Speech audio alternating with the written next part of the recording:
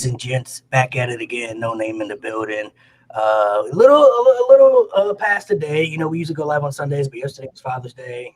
We late as hell. Some people had to work, had to do some other things, so we rescheduled for the pod just for today. Blame Mo. We pushed the day back just for you all, for the people who got kids and all that stuff. But we back in the building. Today we're going to be discussing a little bit of AEW, some WWE. Some pros and cons, depending on where these conversations go. I'm not really sure where they're going to go, to be honest, if I'm being quite honest. But we have two guests today. I'll let them introduce themselves. You guys can plug in your pods or your social medias, whatever you want people to check out. Ryan, you've been on the show before, so I'll let you go first, and then Cam, go after. What up, guys? Ryan from the North-South Connection. Check us out on YouTube, all other podcast forums. Nostalgia-based, some modern stuff like that. It's fine. Check it out. What a plug. What's going on, guys? Cam here. I've been on here before, but you can find me. I've been on here before, but you can find me pretty much every day over on Rated M. Pretty much every day on Rated M, where I'm doing the watch-alongs with Chris. You can also catch me there every Thursday for the Rated M pod. So that's where I'm from. So there y'all go. Shout out to the people who aren't here. Mo. Again, shout out Mo. He's always Mo. Get him out here. This is the type of time Mo's on today. This is the type of time. Whoa, where did that come from? I don't know what Mo was on this day, but I found it in the chat. So that is now our new profile picture. That must be new. I ain't never seen that. One. It was in the Instagram group chat. I saw it today, and I was like, "Well, I must have missed that one. They sent it a couple hours ago, low key. So I decided to take it. Before we start, I'm gonna let whenever Nate turns back on his camera. Got to get his thought. He's the Jey Uso. He's the Jey Uso guy. So he wasn't here last time. Yeah. Speak on his feelings and thoughts. So I'm gonna let Nate talk about how he really feels about holding the title 51 days. I know he likes Gunther as well, though. So he is a Gunther guy as well. You see this? Vacation on him, Nate. You see this? He is a Gunther guy, but he also is a Jey. You see this? This is what the best wrestler in the world wears right now. Jey Uso, I love you. Give it up, bro. You had to give it up. It was only a matter of time. It's okay. It's okay. Everybody has fallen to the ring NRL, okay? Drew McIntyre, Sheamus, Damian Priest. Finn Balor's fallen everybody. But you get the point. Some of the best have fallen to the ring NRL. This belongs to the best. 51 days. Impressive. It's 51 more days than I ever expected you to hold this title. Oh. But this belongs to Gunther, okay? It's his belt. He deserves it. He's the greatest wrestler walking this earth right now. Y'all need to appreciate him while he's still going. He's one of the greatest wrestlers of all time. This is his. Love yous, but you had to give it up. Rent was due. He gave you an extension. He gave you an extension on the rent. It's okay. Landlord was like, you know what? I'm going to let you have another month. And you pay rent. Thank you, Oos. It was fun. The dog agrees with me. It was fun. But best wrestler in the world right here. Nate, anyway. I'm confused. Are you more of a Jey guy or are you more of a Gunther guy? I'm a Gunther guy. Through and through. Nate, well, ever since what's it called? Not even before that. I didn't know. Before that. Okay. Yeah. Gunther's high on my list. I love Jey. I don't know if you like Jey or Gunther more. I never know. I love Gunther, man. Well, Gunther is probably he's number one. Now that I'm realizing that this is our first pod. Well, I'm saying now that I'm realizing this is our first pod since that happened, because not doing it on Sunday is throwing me off. Yeah, 51 days, gang. Damian Priest got to SummerSlam. You know what I mean? He got a couple feuds in there. Kofi made it to October. I was like, Kofi made it to he got half a year with that thing. It had some good feuds in it. He had the Kevin Owens. He got good feuds. What you know about Black? This nigga feuded with Logan Paul. That was his only feud. Because that one match with Seth, he was the least important part of that match. Because he had the CM Punk, you had the Sami Zayn. Bro. He looks strong, though. I'll give him that. He looked. I will give him this. They never gave him that like. He wasn't like Sami Zayn talking like an underdog against Chad fucking Gable. Okay, in that sense, I do get you. But and he literally told Gunther, "I'm in my place." He was like, "I'm that guy. I'm gonna fight you again, and I'm gonna beat you again," even though he didn't. But I do like that. But here's the thing. First off, his kid clearly looked uncomfortable being on camera. But when I saw his kid back there, like looking all awkward, I'm like, no way. But I was like, but you know what? Cash in. There's gonna be shenanigans. Old boy passed out. Not one ref bump. Not one Michael Cole distraction. Not a cash in distraction. Like nothing. No distraction. And he was in that thing for a minute. And I was like, okay, I guess he's gonna Hulk up again. And then he did, and then got put right back to sleep. I'm like, the cash in is coming, right? Like the money in the bank is coming, right? Like. Boy said, I knew that wasn't going to happen based off what we saw in the beginning of the show. That told me everything I needed to know. Like, nah, he's not going to cash in. He's going after the WWE Championship. That's the game. Well, I don't think he's doing that. I think Cena, which probably has been his best promo to date, I think he was spot on. He was like, yeah, Seth Rollins is not cashing in on me because. But I think when Cody beats Seth, I think Seth's going to cash in on Cody and take it from Cody. Look back, get his look back. Well, yeah, but I don't. I mean, yes, but I think it's going to be a minute. Hey, look. We thought Seth Rollins winning that briefcase was going to be for a failed cash in, and it looks like we might get two long briefcase holders. Like I think you can't complain too much. I got two things. One, Nate, you're wrong because you said the best wrestler in the world wears the World Heavyweight Championship. The best wrestler in the world actually wears the International Championship. The best wrestler in the world actually wears the International Championship. But yeah, I digress. Secondly, the Money in the Bank. Secondly, the Money in the Bank cash in. Well, I think this is going simple. I can see it clear as day. I think Sammy's winning King of the Ring in Saudi. Sammy goes to SummerSlam. Sammy beats Gunther for the title.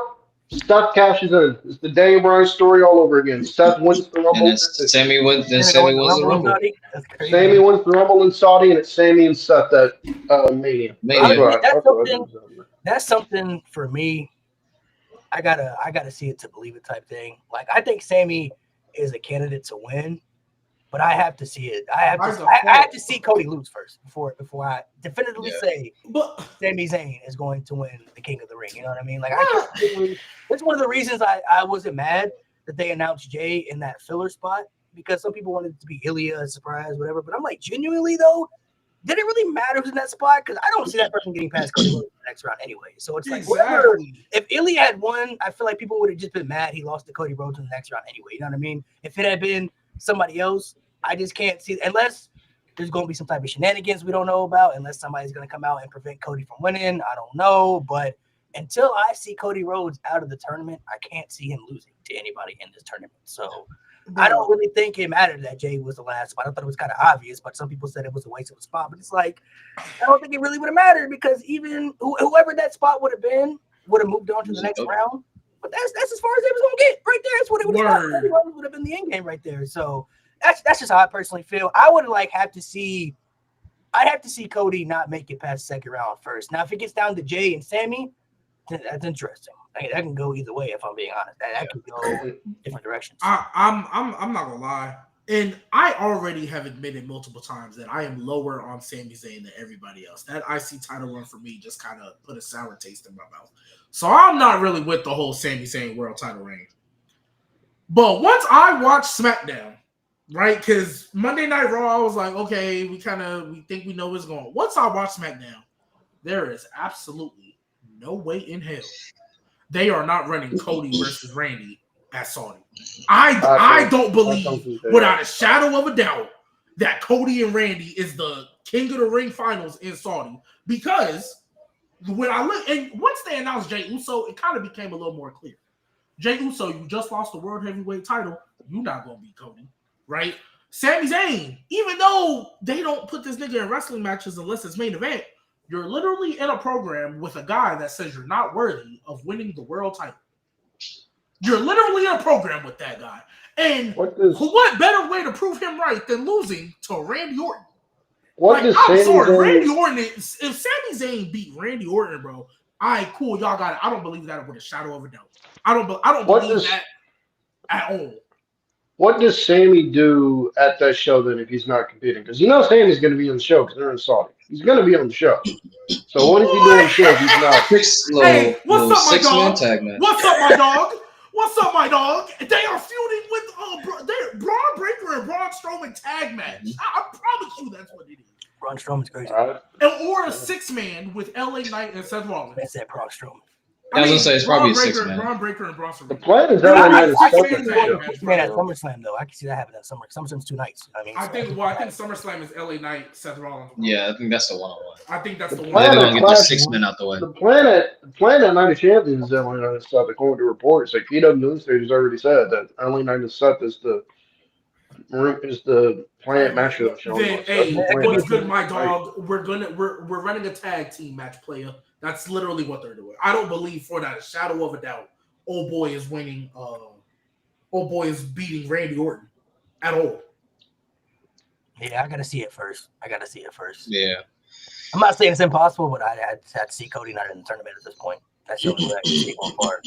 Cody Rhodes would have to. I mean, they literally set it up. Even though Cody doesn't really have to win the King of the Ring because he already just pinned Cena, so it's like he just should get a title match anyway. But that they set it up on SmackDown. Randy Orton and Cody were like, "Look, I'll do whatever I got to do, even if that means I got to get through you." Like they set it up. That the way WWE love booking stuff, they love telling you the finish before they get there. Like if because whoever wins the tournament gets a title shot on their brand, right? So if Cody and Randy weren't to win, I could see them maybe doing like Cena and Cody and Randy at SummerSlam in a triple threat if they want to run that, because they're all kind of gunning for the same purpose of the story. Where like Randy feels like now he has to stop Cena. Cody wants to be the guy to stop Cena.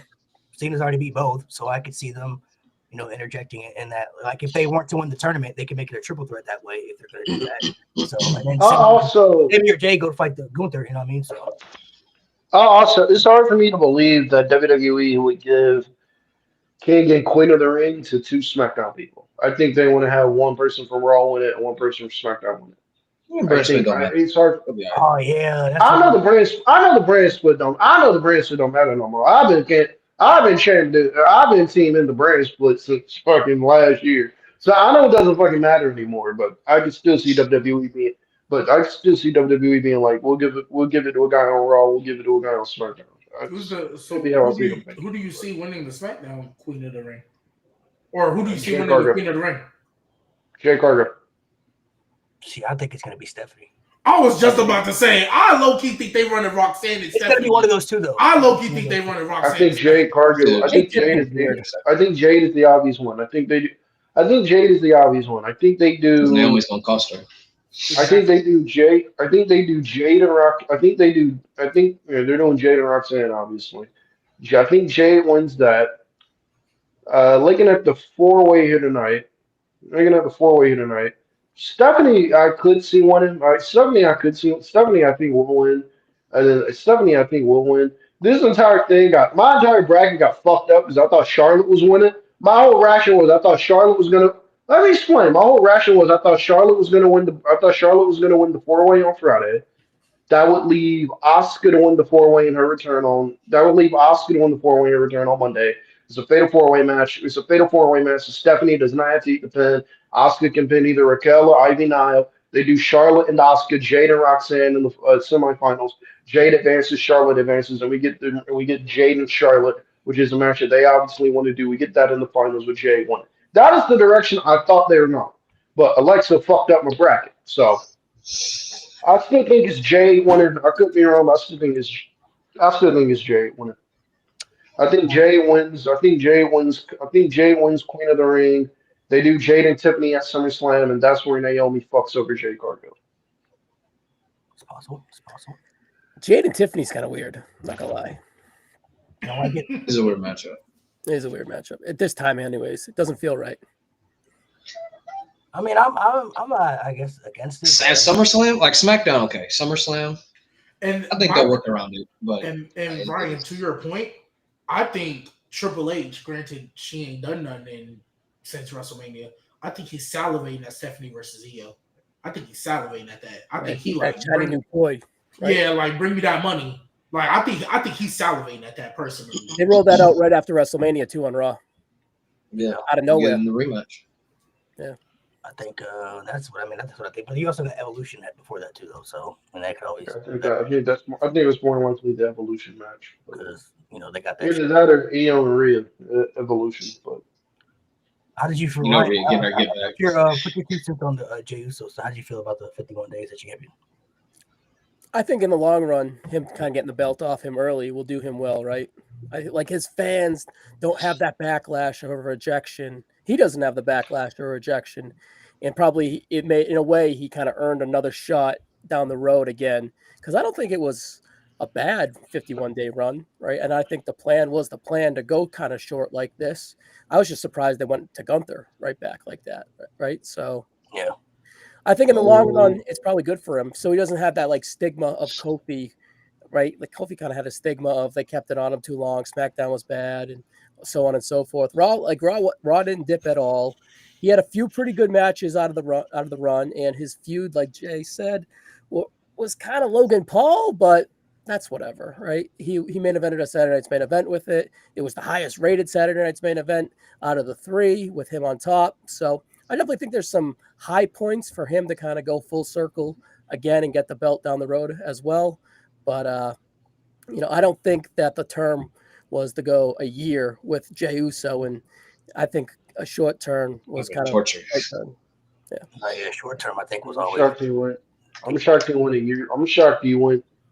I thought they were going to take the title off him at SummerSlam. I'm shocked Gunther won the title back. What I was thinking was when they had all that planning, what I was thinking was the direction I thought they were going to go. I thought that match was going to end on the fuck finish. I did not think that match was going to clean because I did not see Gunther winning the world title back. So I thought this was going to be a case where you have like 4 or 5 different guys run into the main event. Like you have Seth come out, obviously. You have Seth come out to fuck shit up. You have Seth, Braun, and Bronson out there to fuck shit up. Punk comes out, Sammy comes out. Like they kind of like help Jay out, and like the matches ends like a big like no contest or something. That's the direction I thought they were going. But I think the direction they are going is I think they're going Goldberg and Gunther at Saturday Night's Main Event, which I do not want. But it's Gunther's last match. So it's Goldberg's last match to retirement. To be honest with you, the way I would do that is simple. I would do Goldberg and Gunther. I'd get it out the way in Saudi. I would just get it out. I just get it out the way in Saudi. Have Goldberg come out. Goldberg wants to start a match, and Gunther laughs. Gunther just laughs. I mean, Gunther's like, you want to start a match? Okay. He's like, you want to start a match? Okay, sure. I'll give you a title match. Okay, sure. I'll give you a title match. It's a night off of me. You go to the match. Gunther wins that match in like 30 seconds. Gunther squashes Goldberg. Goldberg loses his confidence, and then you build to either Saturday Night's Main Event or SummerSlam. You build to his last match. You do Goldberg and another fucking mid-card heel on the roster. Goldberg can just go through in classic Goldberg fashion. Yeah, you're booking yourself into a shoot, brother. What are we doing here? I'm not saying more Goldberg, bro. I think that's the world title, to be quite honest with you. So. Bro, this man Goldberg injured his fucking knee or something like that. I think he got like 3 different injuries since training. He had a lot of injuries. He had a lot of injuries when he was. And he sucks. He already sucked without the injuries. Now you add on like more injuries. Like this is our Brock Lesnar replacement. That's all that is. It's the Brock Lesnar replacement. At least Brock Lesnar can wrestle. But that's what I'm saying. Like, if you weren't gonna get Brock and they went, Goldberg still gets cheered when he comes out. That's all this is. Because it's happening. You'd assume at Night of Champions. Yeah, they was definitely gonna give Brock Lesnar that check to go to Saudi. So they're just replacing with Goldberg. It's non-canon to me. It's whatever. If Goldberg, I just saw the comment. That's the only reason I'm saying it. I would go bet everybody's life savings that Goldberg is not winning this match, and I would bet that it's going under 6 minutes. I would literally bet it's going under 6 minutes. I think it's going 2. The match I think is going 2 minutes. That is going 2 minutes. That is a classic Goldberg 2-minute match. Goldberg can go in there, hit the spear. Gunther gonna kick out of Gunther, kick out of Gunther, kick out of one, and then just beat the fuck out of Goldberg the rest of the match. That match is going 2 minutes. He gonna get speared and he gonna wake up. Gunther gonna lock in after that spear. Yeah. That match is going 2 minutes. If that match goes anything longer than 5, I will be stunned. Goldberg is tap out. Yeah, if we're forced to have a Goldberg match, I'm glad it's Gunther. It's just, that kind of works. That works. Destroy him. Yeah, no doubt. Yeah, I mean, I'm kind of with you. It's just it is what it is. They want to do it. It's fine. Whatever. I prefer it to be somebody else other than Gunther, but Gunther isn't the worst option, I guess. It can make him look better in the end. So.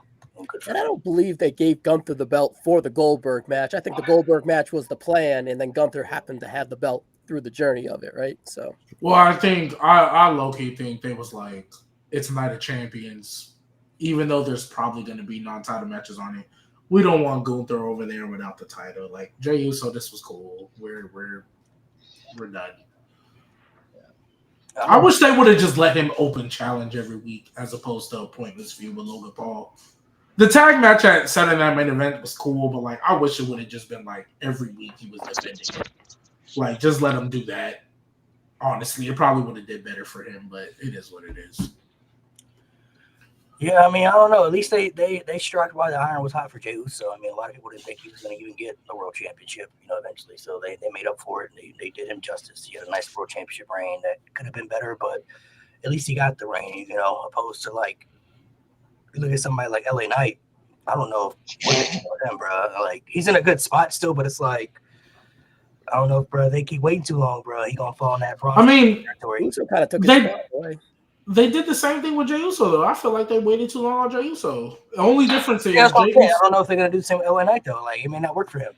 Yeah, I feel like with Jey Uso, like he got that little 1 week or 2 week IC title reign. At least LA Knight was a 2-time mid-card champion.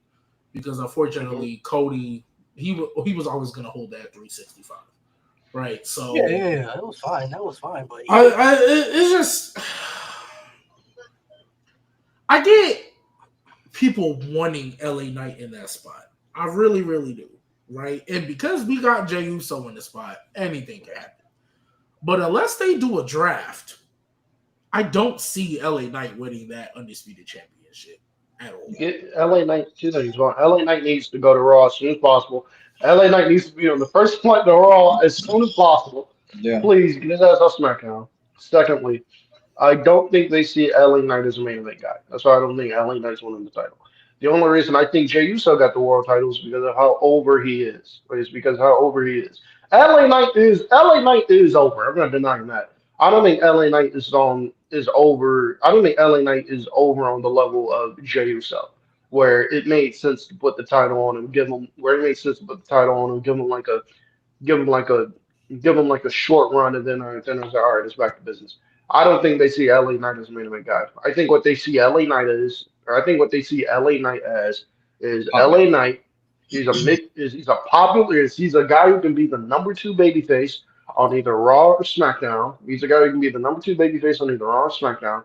He's super popular, so his crowd reactions he's super popular. The fans see him as a main eventer, but they don't see him as one. So he's somebody that's credible. They can put him in. He's somebody that's credible, and they can plug him in whatever role they need him to plug him in. But in terms of him getting like an actual push, I don't think they see LA Knight in that light at all. Did they put him against Goldberg? What? No. No, God. No, Lord. We're trying to get Goldberg versus anybody. I think the only reason we cool with it being Gunther is because we know Gunther gonna whoop that ass. Everybody else. Yeah. The only name I'll be fine with Goldberg wrestling if not Gunther's Braun Breaker. Braun Breaker can murder him in like 2 minutes. Braun would be the only other option. Or Bronson Reed. I was gonna say he can get Tsunami. Times. I was like, he can get Tsunami. Bronson Reed would be kind of fire, actually. Bronson Reed would be fire. I'd be okay with Bronson Reed. You just don't go for that Jack Hammer. Your knees is cooked. So Nate, let me ask you a question. Now that he in this group and we assume, things is gonna come from this, you think Bronson Reed in about a year's time, him versus Gunther in a title match, you wouldn't be excited? Hell no.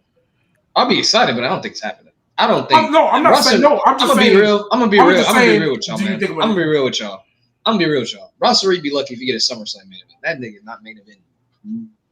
Shit. He ain't got a main event. I'm just talking about a high profile match. He ain't got to be the main event. Against Gunther would be good. Do I think it's gonna happen? I don't think so. I just remember a while ago I said a Bronson Reed Gunther world title match, it ain't got to be the main event, but a world title match, I think would be great. And you was like, man, ain't nobody trying to see that shit. So I didn't know if you. I didn't say that. That'd be great. Hey, that was not me. They had a match. They had an IC title match on Raw. I'm fine with it. You just have to choose who the babyface is. But at no. Okay, no, but I don't think you had said maybe ain't nobody trying to see that. But this is right after this is in the midst of him in that feud with Seth Rollins. I think probably what I said here. Probably what I said here. Like, I mean, he's not a main eventer. I don't see him reaching. I think it's going to happen. I guess I was just like, when he was in the feud with Seth Rollins, I assumed he was going to win it before he obliterated his leg. Oh, that's probably because he was probably a heel, and I was like, Gunther's a babyface. Gunther's a heel too. I don't see that. Oh, fair enough. That's probably why. But I mean, I like to see. I mean, that match would be great. Give him like 15 minutes, beat the shit out of each other. I'm fine with that. But do I think it's going to happen? I don't see. We know Braun Breaker is the golden. Yeah, Braun Breaker's the Braun Breaker's the guy. So who's that? I'll tell y'all what the. I'm gonna ask everybody individually. Everybody gonna have their own individual answer, so everybody can answer individually one by one. Nate already answered, but who does everybody right now think the best wrestler in the world is? Like right now, as we speak, who does? Oh well, I mean, you're gonna want my answer too. Now I don't know everybody's criteria, how you view the best wrestler in the world. That was my question. What's the criteria? It's your criteria. It's your criteria. So whatever you go into, because some people care more about in ring, some people care more about promo work and all that type of stuff. So whatever your criteria, like this is what I personally care about. When you look at that, who fits pretty much all of that? I'll go. Because what I said earlier was a little hyperbole. And I was talking bell to bell. I just called him the best wrestler in the world. That's my guy. That's my favorite wrestler right now. But y'all saw the group chat yesterday. Y'all saw who we said the best wrestler in the world is right now. As far as total package go, we're including everything. We're not just talking about in-ring bell to bell. We're talking about promos, character work, storytelling. Hangman Adam Page. Right now. I can't name anybody. Me and Luce were talking about it. Can't name anybody who has the storytelling ability, especially as a babyface, who has the ability to invoke emotion out of you, who can cut a promo, the passion, like the level of passion Hangman Page does. Only criteria you can debunk him in is in-ring. Not because he's bad, because there's better people in-ring. But I think that everything else balances out. And he was not in my conversation till me and Lewis had that conversation. I said, you know what? If we're breaking it down in those categories and putting them together, overall, as a whole package, there's not many people right now in the world who can even touch Adam Page right now. Only people I say, Roman Reigns, but he hasn't been the same. He hasn't been the same. He hasn't even been the same since 2024. I'll give CM Punk, but like I said, he hasn't had a feud that really hit that Drew McIntyre level since the Drew feud ended. His stuff with Roman Seth was good, but it's kind of been a little. It's been stagnant. And then Seth Rollins. Seth Rollins is probably the only one I will take like overall package, but even still, like he's still developing this new character. So I got to see where this new character goes. I feel like it's too early.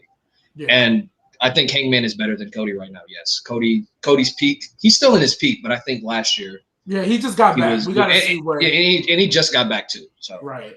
For me, I did hear y'all's arguments and I was moved, but what's it called? I mean, I've told y'all before, like I've been so busy with coaching and all that stuff. Now that we're back at football season, I still got 5 episodes of Dynamite to go. I'm not watching Collision. I am gonna go watch FTR versus Paragon, but I still got 5 episodes of Dynamite to go. But I know what's been going on though. Like I keep up with it. I just haven't watched the actual shows.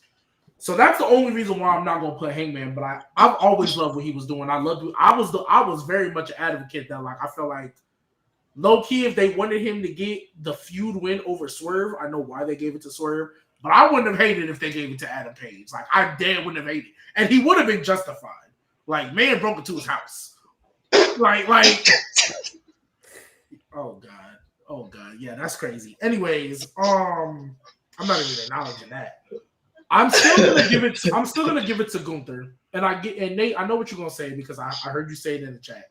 The reason I'm still going to give it to Gunther is because just when I look at everything, even though in ring is not my like number one that I look at, I value the fact that Gunther can make every opponent he's in the ring with look strong, while also himself still looking like a dominant threat and imposing.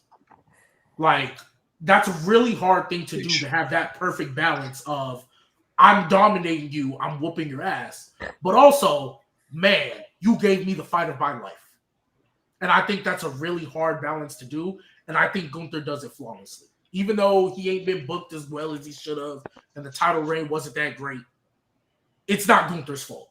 You know what I mean? Like, I think he still... I mean, I'll never believe him tapping out to Jey Uso, but other than that moment, I've always felt Gunther has always been able to show, like, I dominate you. I pretty much beat your ass every day. But when you're in the ring with me, dang, you gave me the fight of my life. Wow, you almost had me for a minute there. You did with Pat McAfee. I mean, low key, when Michael Cole held the feet, Yeah. I bought it for a second. I was like, oh no. That shit So- shouldn't have gone as long as it went. Everybody's criteria is going to be different. I feel when I look at the best wrestler in the world, I'm just still looking at the package of their ability to do storytelling, their promos, their matches. Can they invest not only me, but the people in general? Like, are they must watch? You know what I mean? I feel like if you're going to be the best wrestler, you got to be somebody that's must watch, right? You're not going to just call somebody the best wrestler if they're just average, you know? Like, if they're on TV, you're like, but like the best, you're like, oh, that person's must see TV. Like, I need to see what they're doing. As People far say as the whole almost. package, I still feel like, for me, even though Roman is not there, I feel like he's untouchable for me. Like, he has every box you can check off. You know what I mean?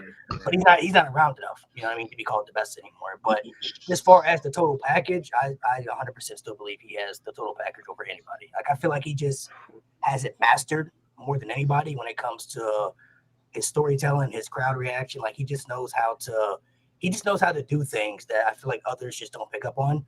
But right now, though, I don't know, man. I still feel like Cody's up there for me. Even though he just came back, I feel like when you plug him, even when he just like, the reason I'm going to say Cody is because when he was gone, his presence was much felt, especially on SmackDown. Like when, and obviously, Omos, the greatest of all time.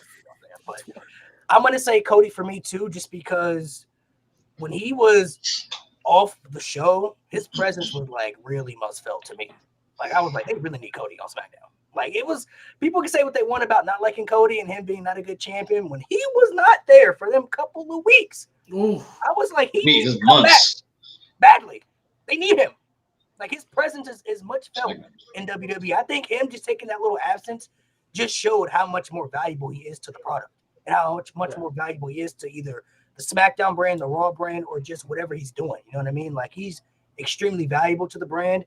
His promos are really good.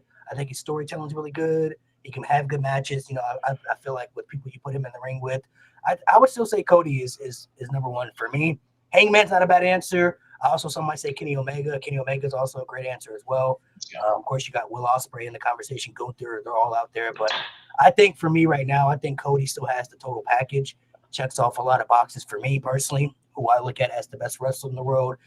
And I think the big part of it, like I said, for me is when he wasn't on TV for the couple of months after Mania, his presence was much felt. I feel like SmackDown was at the lowest point, you know, when he was not there. Like, it was pretty bad. Like, people, like I said, talked about how, you know, I guess bad his championship reign was for a lot of people and how boring it was. But when he wasn't there, I'm like, no, yeah, his presence is much needed. They kind of need him a lot, if you ask me, especially in that top scene, you know, for the main eventer. So I'm gonna say Cody for me personally.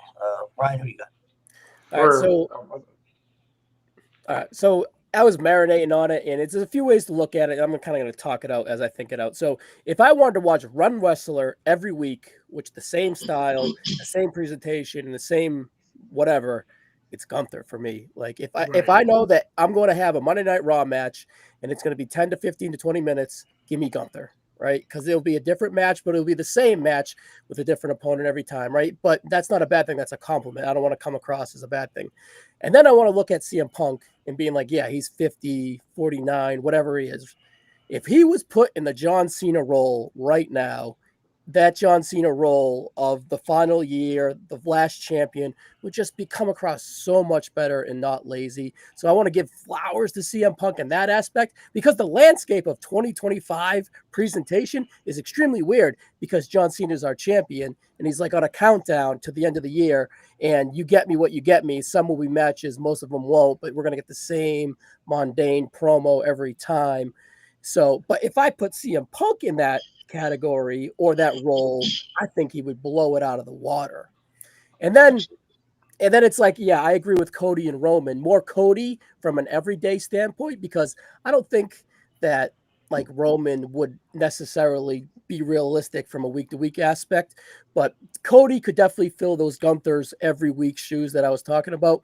But you want to talk big match, we got a WrestleMania, we got a SummerSlam on the horizon, man, Roman Reigns don't miss. Roman Reigns don't miss on that at all, right? So this depends how you will look at it. But then you want to talk athletically, Will Ospreay all day. You know what I mean? You want to go out there and have a athletic 15-minute TV match where you know that there's not going to be a finish till 15 minutes, which kind of is the pushback to like Will Ospreay or whatever. Like, you know, you got to go through some shit before it matters, right? The whole match matters to Gunther, and it comes across that way. That's kind of where I want to kind of symmetry with those two. So there's a few names that I'm throwing out there, but I can't get past that emotion with Hangman either. He does elicit emotion out of his opponents, out of the fans, out of everyone. So that is a very good point too as well, Nate. So there's a lot of names you can go with, but ultimately I'm going to go with Gunther, because that's who I would rather watch week to week in a 10, 15, 20, 25-minute match, right? So that's kind of how I'm going off of it.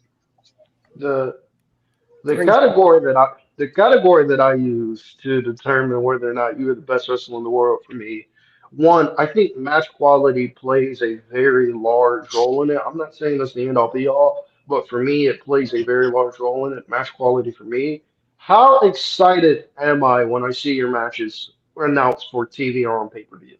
Am I going, and you know what, this show looks kind of bad, but you know what? That match right there, I'm gonna watch because I know I'm gonna see something right there. So to me, I look at that when I'm putting together when it's the end of the year for me and I'm putting together a top 10 matches of the year list. How often do your matches come into my list for me? That's what I look at. I think that's what I look at. I look at that more than character work and promo work. I'm not saying that's not important, because obviously that is, and what you do on the show, that's important. But I think in ring weighs very more for me. And for me, there's one man this year that I've looked at his matches and I went, I don't think this man has had a bad match this year. For me, it's two people. To me, it's Kenny Omega and as well. To me, it's Kenny Omega and as well Ospreay. Hangman Page also, just because Hangman I think is having some of the best runs on Dynamite right now. But also, I think Will Ospreay has been involved in some of the best things on Dynamite, some of the best things on the entire show. You look at the MJF feud, that was MJF's best feud back. That was That was the best MJF look in his return until recently, where he's finally getting back to form with the Hurt Syndicate. You look at the feud what he did with Kyle Fletcher. Kyle Fletcher looks like $1,000,000. Kyle Fletcher looks like a future AW World Champion. I think that's because of the feud with Will Ospreay, what that feud with Ospreay was able to do for him, and the kind of matches he was able to go out there and have, and the fact that I don't think that there's a better pay-per-view performer in the world than Will Ospreay. I don't think Will Ospreay is capable of having a bad match on pay-per-view. His floor, I think, for a pay-per-view match is 4 stars. That's his floor. His ceiling is potentially one of the best matches. His ceiling is the match of the year, potentially one of the best matches of all time. So like that to me weighs heavy. So to me, it's either Will Ospreay or it's Kenny Omega. For me, it's either Will Ospreay or it's Kenny Omega. I look at what Kenny Omega has done this year, and the more and more that I think about it, Kenny Omega is he's slowly creeping up that list for me. He's one of as a top two, top three in-ring performer. I think Shawn is number one, but I think Shawn Michaels is number one. But to me, Kenny Omega is slowly creeping into that number two territory, just because this man was out. Like this man had a serious intestinal disease, and he was out of action for a large part of a year. And his first match back as a match of the year contender, he looked like he didn't even miss a beat out there. Like, I don't know how you do it. So, like, to me, it's either Kenny Omega or Will Ospreay. That's my number one and my number two. Two good answers, not bad answers at all. Kenny's up there. I feel like he's gotten a lot better coming back ever since the diverticulitis stuff. He's recovered from all that stuff. So I don't mind Kenny Omega being up there. Will Ospreay, obviously, his match quality is very high. I mean, he puts on some of the best matches that we've seen all year, too. So Kenny's right up there. But to dive more into the AEW and WWE topic, I don't know what everybody wants to dive into. If there's a particular frustration you want to get off your chest, if there's something that you, I don't know if you guys want to throw any shade at somebody or if you want to talk some positives. But well, I thought Nate had some specific that he wanted to get into about it. Since it's versus WWE, I thought I mean, man, I just think AEW's had a better creative year in 2025. Ever since the road to WrestleMania, which wasn't really all that exciting, WWE hasn't even really hit the same. If you're being real, I think week to week, AEW, especially the past few months, has just been better. Raw is cool. I like Raw. I can sit through Raw, but I mean, it's just a commercial with some wrestling thrown in at the end of the day. NXT is definitely the best show WWE has on because it focuses more on someone got a text. It is more focused on the actual like stories and the matches and the characters than like, hey, we got this product we want to sell you real quick. You know, there's not a lot of there's that in NXT, obviously, it's WWE, and there's that in all mainstream wrestling. You got to pay the bills. I understand that, but that's where my frustration. I just feel like WWE is it doesn't feel like professional wrestling at the end of the day. I think AEW has the soul of professional wrestling. I think WWE is losing that. And it's because of all this other outside stuff that is starting to creep in and kind of take away from the wrestling. It doesn't affect the storylines unless you're talking about the War Raiders and New Day at WrestleMania, but it does take away from TV time. It shortens matches. It, you're getting these Slim Jim tables, which is fine, but now it's like you're going to have a table spot every match because you got to sell the Slim Jim, you got to get the sponsor, and it's going to take away from that table spot. It's like we have to hit a certain amount of table spots. So it's like it's going to get to that point where your matches are going to be predictable. It's like, oh, we got to do the barricade spot because we got a sponsor here. We got to do the wooden table. Then we got to do the announce table. We got to pull this ladder out because we got all these sponsors. And it's cool now until they start doing these spots to like, we have to hit it because we have these sponsors that we have to shout out like every time. And it's not just Michael Cole saying, hey, Wheatley Vodka, via. It's like, no, put him through the table because we got to make our partner Slim Jim happy.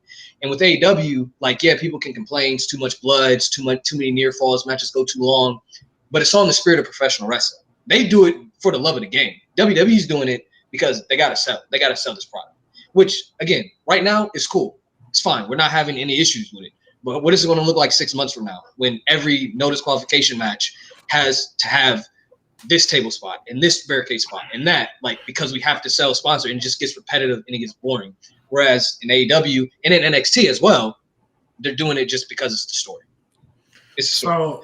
So for me, and I thought about this today because obviously we didn't have the show yesterday, but I thought about it today, right? Because I saw a clip that every 3 months gets passed around on Twitter and TikTok, and I saw the clip of Ricochet getting kicked in his head by Adam Cole off that moonsault, right?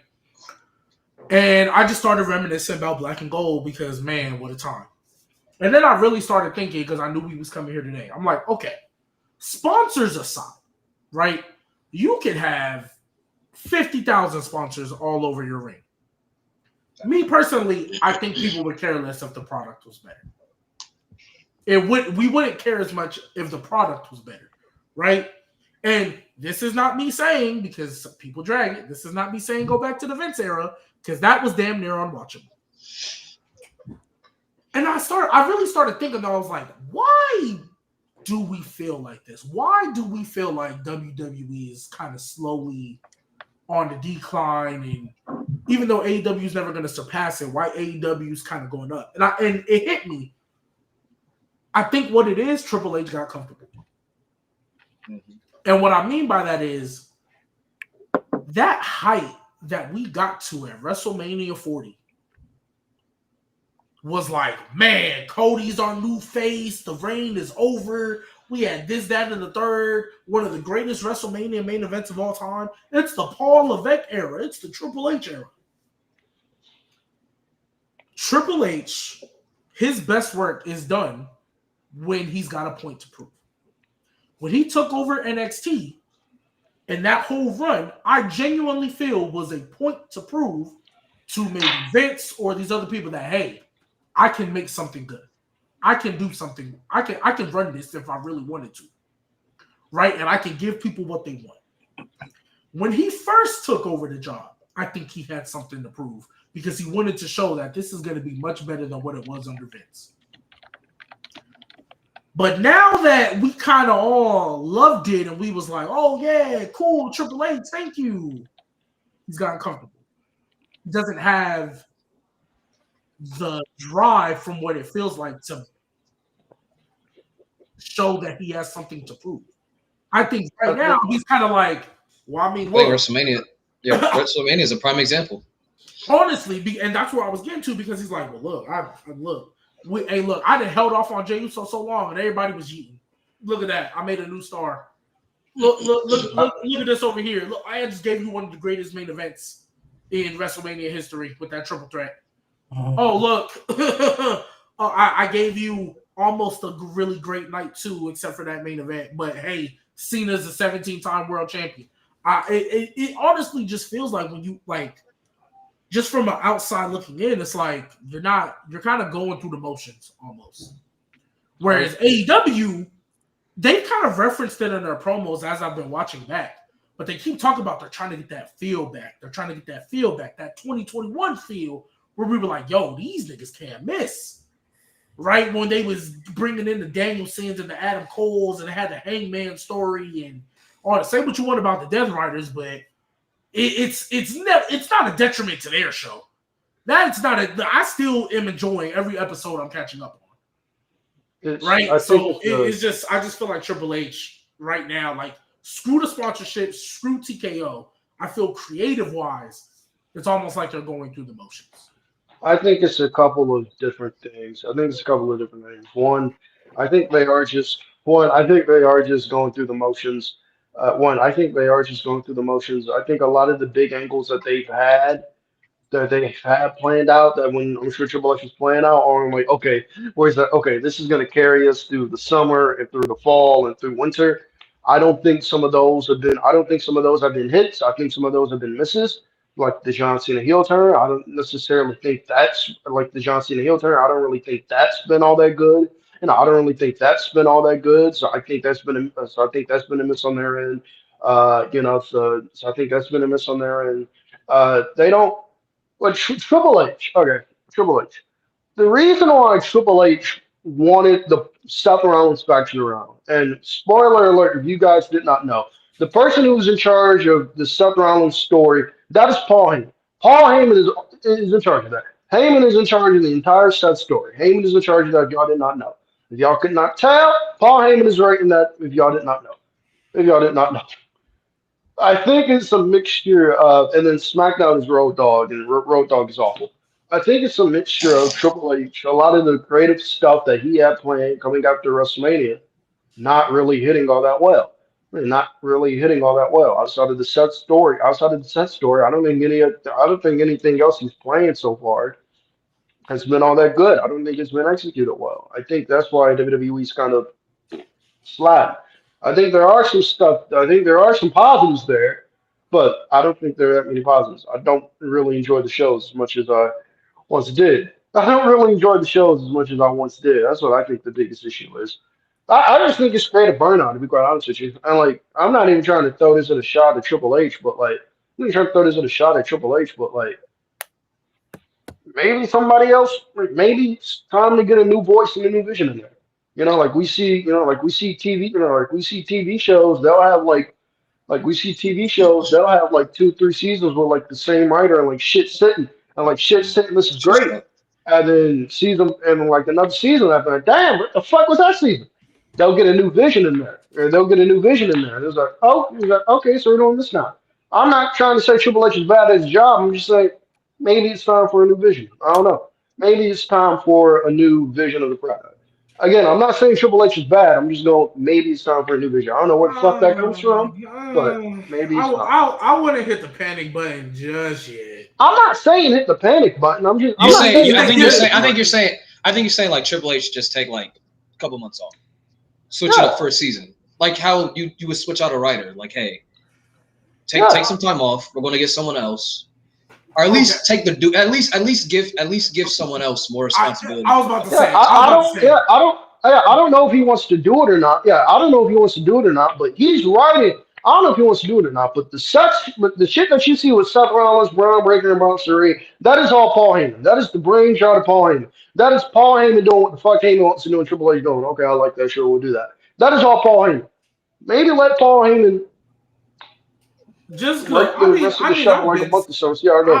I've been saying, just go get the same creative team that is writing the NXT Women's Division and put them on one brand. I don't care what brand. Just get them somewhere. Because I guarantee you they will fix that in a month. Honestly, all they need is one tournament. One tournament with like 3 spinoff feuds from that tournament, and they'll be fine. That's all that women's division needs, at least on Raw. SmackDown is kind of okay. I don't like that they're running Tiffany and Nia back. I don't like that. But who else are they gonna get? You know what I mean? So just you know what? You know that it was funny because they kind of had some depth and then they just released them. So what happens when you release Dakota Kai and you release that's what happens when you release Dakota Kai and Shayna Baszler, the other depth that you have in that division. That's what happens. That's what happens. The collective wasn't doing nothing, man. I'm not really. They could have been, but they was cooked from the jump. Ryan, I'm gonna let you go, Ryan. How do you add on to the points they're making? Well, I wouldn't say we fire Triple H, but I like the idea of maybe him getting hyper focused. All right, let's put it this way. So you're a football coach, right? You're the head coach. You're involved with one group of positional players, right? Right. So say the head coach is really into defensive linemen, right? Just he needs to focus on the defensive linemen, let the other coordinators do their job, and then just kind of let him get his creative feelings in that defensive line, right? So coming out of WrestleMania, they're like, all right, we're going to make the reports or whatever, believe them however you want. SmackDown's going to be the land of tag teams, and Raw is going to be the land of women. And it's like, that's a good-ass idea, right, for structure and core of the team, right? So it's like, since we get that, the SmackDown division, we throw Fraxium in there. We're having great television matches each week. We get the killer TLC match. And then we have these little feuds within the structure of the tag team division. Right. And then they throw the wet blanket of the Wyatts into this hot tag team division. And then since then, all those characters that we've built up are like kind of laying down to the Wyatts, spooky, and like Montez Ford is like, I don't want to wrestle no one now. Like I'm like that's like that structure is just like, what are we doing? We invested all this time in the SmackDown tag division. We throw the Wyatts in there, and you can make that work, but then they have to be subservient to the rest of the tag teams to be lessened and weakened. So that's like a wicked red flag to me of being like, well, as a whole, while you invest all this month in this whatever, that division's kind of been cooking since Survivor Series, and then we build up to post the TLC, and then they have great action after that, and then we insert the Wyatts, and then everyone else quivers, and the tag team division falls to nothing. That's a little concerning to me. Now on the Raw women's side of things, I think they're doing all right, right? Like the pieces are starting to moving. It's weird because you have Money in the Bank season, and then on top of that you have Queen of the Ring season, so it's just like structure wise, and it's like they put a lot of things on hold. So it's just like, I don't want to say the excuse is, well, shit's on hold till Evolution, but individual matches leading into Evolution, you could probably see some breadcrumbs of pretty decent TV, so on and so forth. But yeah, I don't know.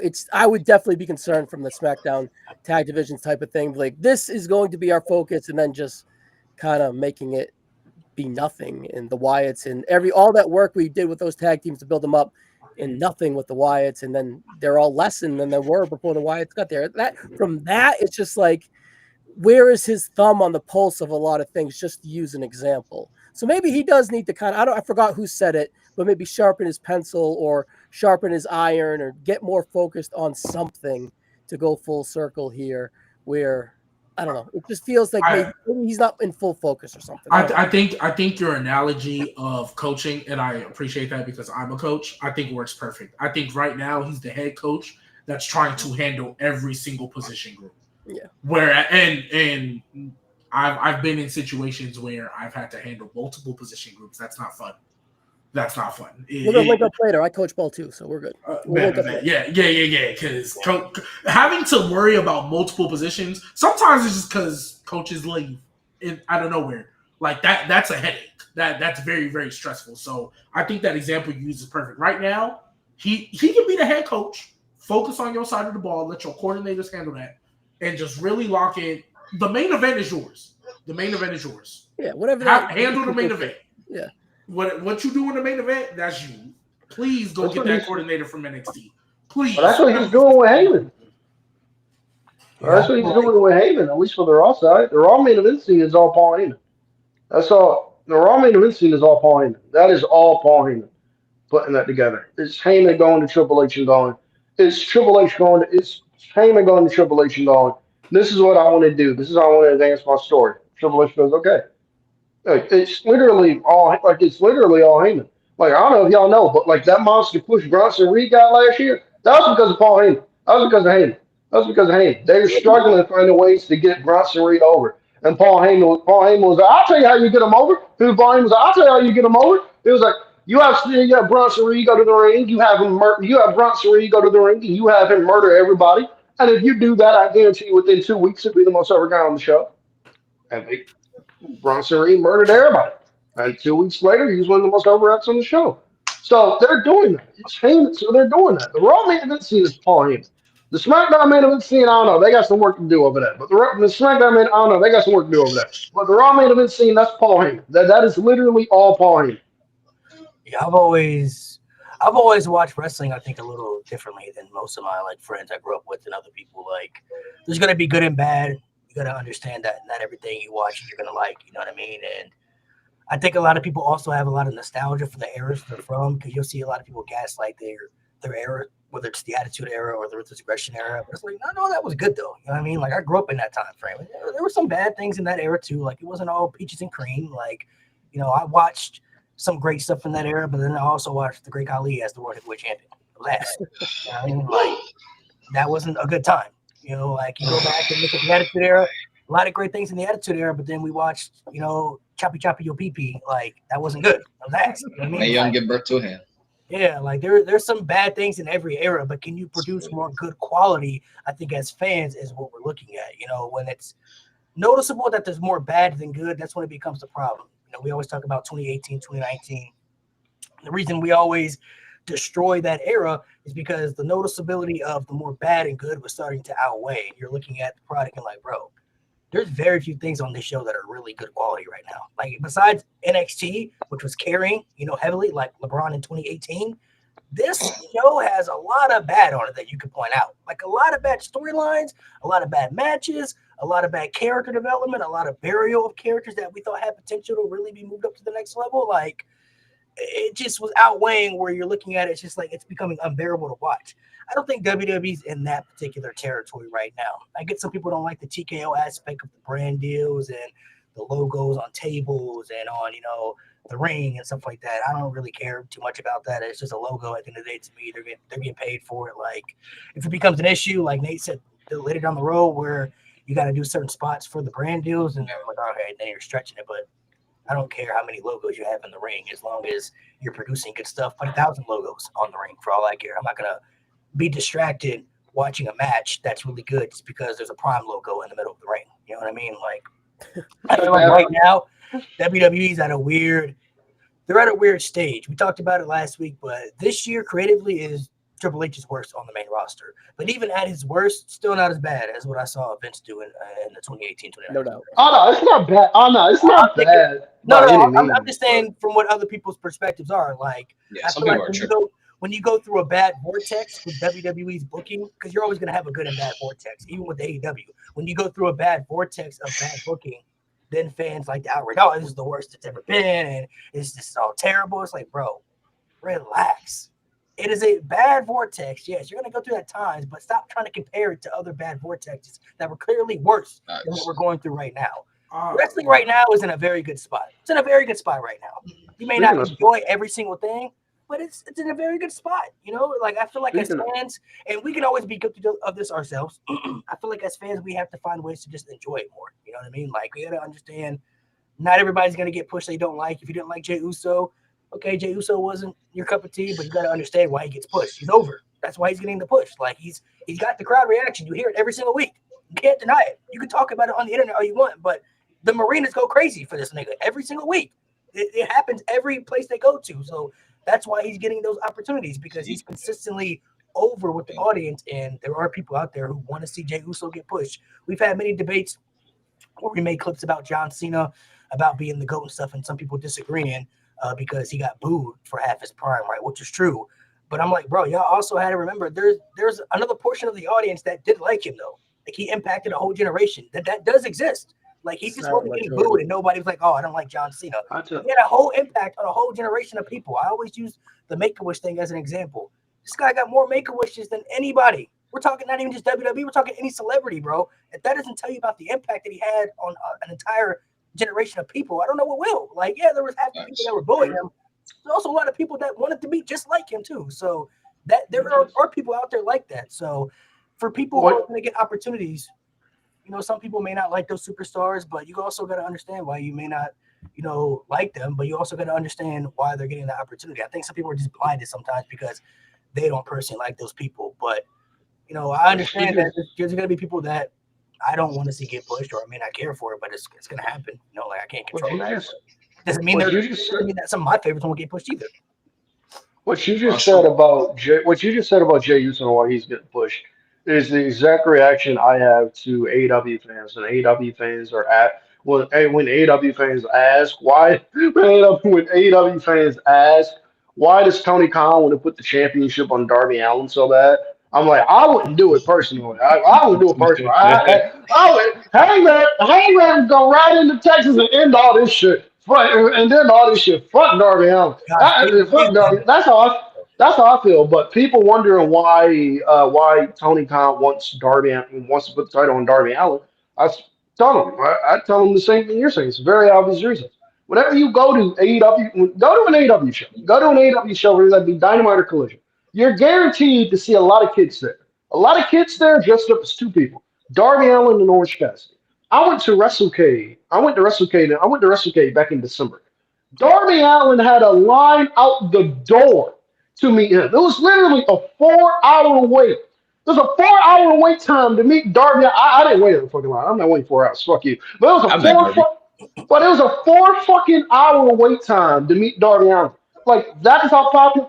That is how popular he is. On top of that, his segments do very well. So I understand why Tony Khan really wants to put the belt on Darby Allin. It's good business for him. The same thing I say with Orange Cassidy. When people are like, why is Orange Cassidy out? I'm the same. Why is Orange Cassidy on TV? Because Orange Cassidy's popular. He moves a shit. Because Orange Cassidy's popular. He moves a shit ton of merch, and also kids love him. You go to an AEW show, you're guaranteed to see a lot of kids there dressed up as two people: Darby Allin and Orange Cassidy. That's what you're going to see. So that's why Tony Khan gives them the pushes that they do. You might not like the gimmick and the character. You might think Darby Allin is a fucking spot monkey, but he's popular. You might think the Orange Cassidy gimmick is stupid, but he's over. It comes out, he gets a reaction. The place goes nuts for him. I think that's one thing people try to downgrade too in this era for some odd reason. I don't understand it. It baffles me. Getting over is like the most important thing in wrestling. Nobody wants to come out to crickets. You know, nobody wants to come out to no reaction, whether you're getting a mixed reaction like John Cena was at his peak, or you're getting booed or you're getting cheered. Wrestling is all about getting reactions. You know, that's why the pandemic was hard to watch for certain people, because there's no crowd there. There's no crowd energy based into the show. So wrestling is all about getting reactions and superstars that you guys choose. The people who choose who they like. They're the ones that make it popular. Like Jey Uso got popular because of the people. You know what I mean? So getting reactions is. I'm sorry to cut you off, Malik. Getting reactions is exactly why, and people are going to laugh at me when I say his name because I cape for him a lot. But him getting reactions is exactly why Psycho Sid was able to have the career that he had. where he was a top star everywhere he fucking went. In the ring, the nigga was shit. In the ring, he was terrible. In the ring, Psycho Sid was shit. He could not talk. He could not promo. He couldn't work in the ring. He was shit. But Psycho Sid came out. If you go back and watch Psycho Sid, whether it be WCW, WWE in particular, ECW, every time Psycho Sid came out, the place went nuts for him. So I understand why. Promoters are like, well, hey, shit, he can't really do shit, but he's over as hell. So, like, I don't know why people try to downgrade one of the most important things in wrestling, like ever. It's getting over. You got to find a way to get over. Find a way to get a connection with the audience. Find a way to get a reaction, whether you're getting blue cheered or you're getting a mixed reaction. It doesn't matter. John Cena was the top guy for years. He got mixed reactions, but he was always over. That's why he was always in the top spot. You couldn't deny it. Whether you were booing him or cheering him, people felt emotion about what John Cena was doing. He evoked emotion out of the fans.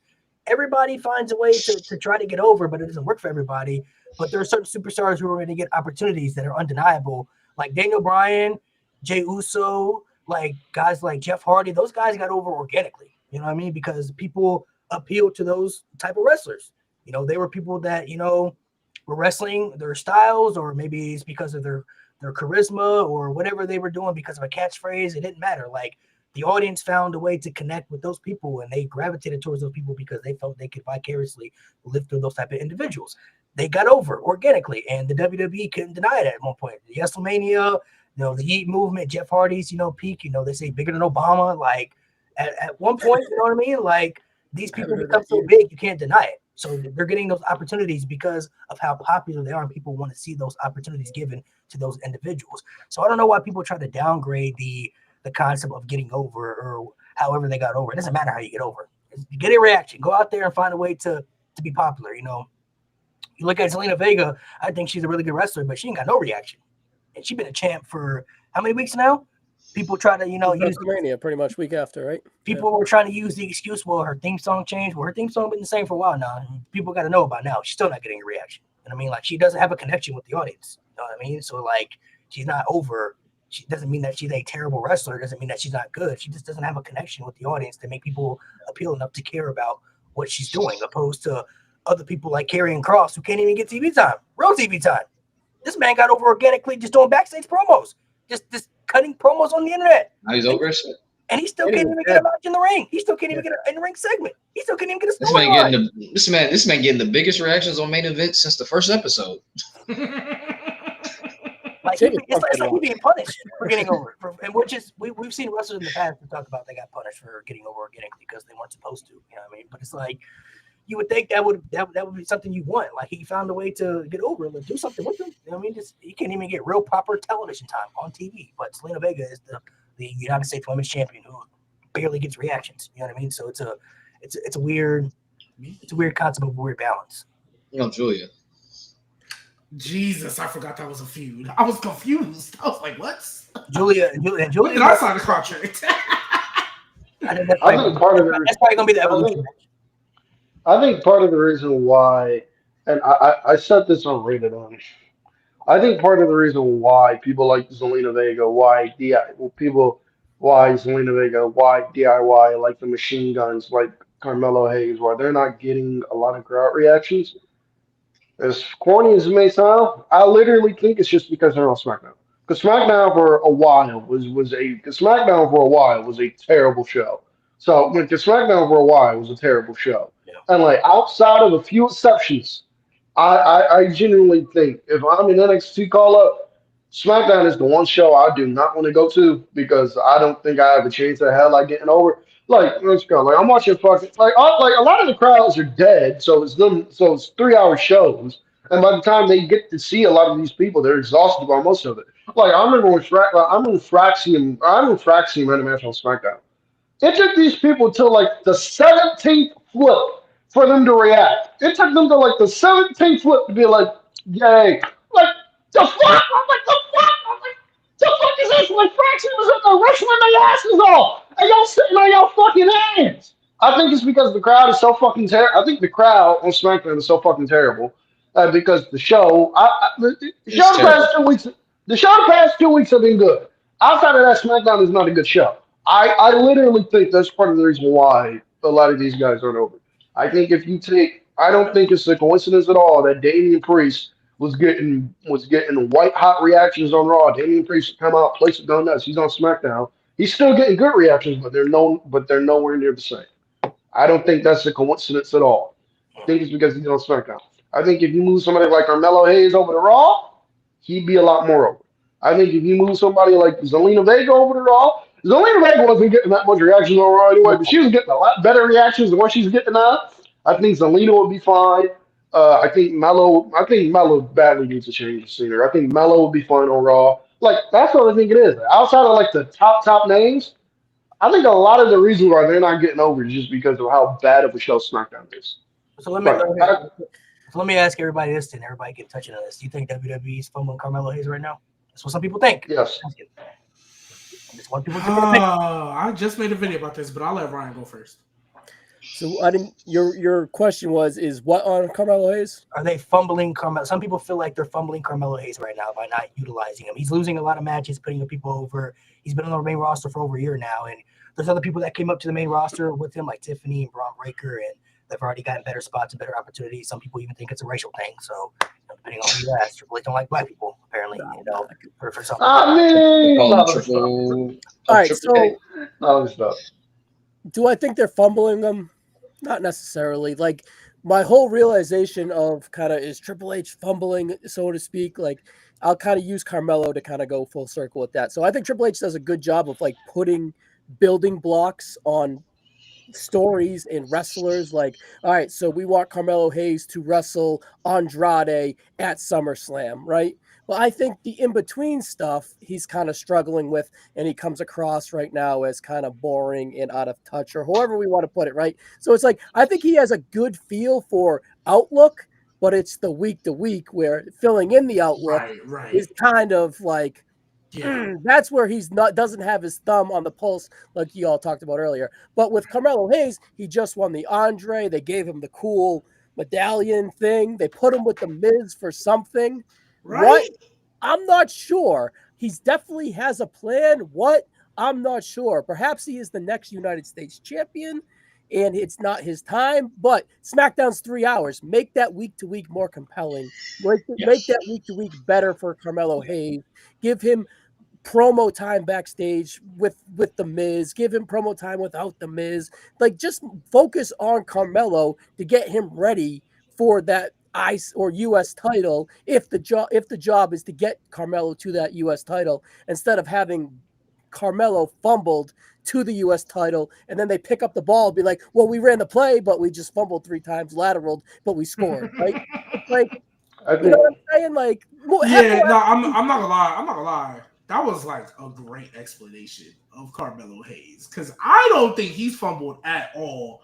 I think Carmelo is fine. The only thing I don't like, and I've said it multiple times, when the Miz goes like, "Oh, Sam, shut up, you're doing too much." I don't like that. You're doing too much. But Melo don't. I think Melo don't Miz as a name. That shit is elite. That shit is fire. You can do elite ass, with that. elitely ass. No. But to the overall thing, the only reason I like it is I just feel like it's not doing anything for anybody. Like, I think because I just made a video on it because somebody made a thing saying like he's a jobber now, and I was like, let's relax. Serious. I saw somebody say, I don't know who it was. I can't call you out, but I saw somebody say Carmelo Hayes was as cooked as Finn Balor was. Oh yeah, someone did say that. Yeah. Someone did say that, but but to what Malik said, because he brought it up. Yes, the people that he's came up with, and I get Melo was a first-round draft pick, but I mean, but that's a building block. Right. But I get the people. I'm not giving Triple H that excuse. I'm not. Because I said, look, the way I would have done it, Carmelo would have won the best of 7, and he would have been the one to beat LA Knight instead of Shinsuke. If it was me with the pen, that's exactly what I would have done, and nobody would be having this conversation.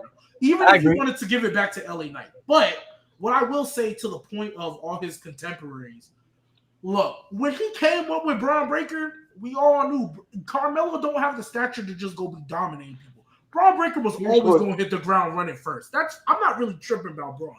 Tiffany, Yes, but like also she's not really what she was in NXT. Like it's definitely a step down. And if we're keeping it a buck, the bar for the women's division was damn near in hell. And Carmelo came to a bar that like that scene is damn near elite. To add on to it for that, there are certain people that you knew that were going to get utilized better. I think Braun Breaker, we all felt was going to be the next guy. That was just obvious. Tiffany, you always felt was going to be somebody big in the women's division. The only reason now Lyra is doing something is because Becky Lynch came back. And word. Before that, Lyra wasn't doing much. You feel me? Before this is what I think the issue is with Carmelo Hayes right now. One, I think they badly need to. I think Carmelo Hayes badly needs Trick Williams. I think he badly needs Trick. Yes. I think he badly needs Trick Williams. Carmelo Hayes in NXT with Trick Williams. Well, I think they need each other because one, I think they were able to play off each other. So I think they were able to play off each other so greatly because like Melo. I don't think Melo's a bad promo, but I don't think it's necessarily one of his strong suits either. Trick Williams was able to handle. Trick Williams was able to handle a lot of the promo stuff.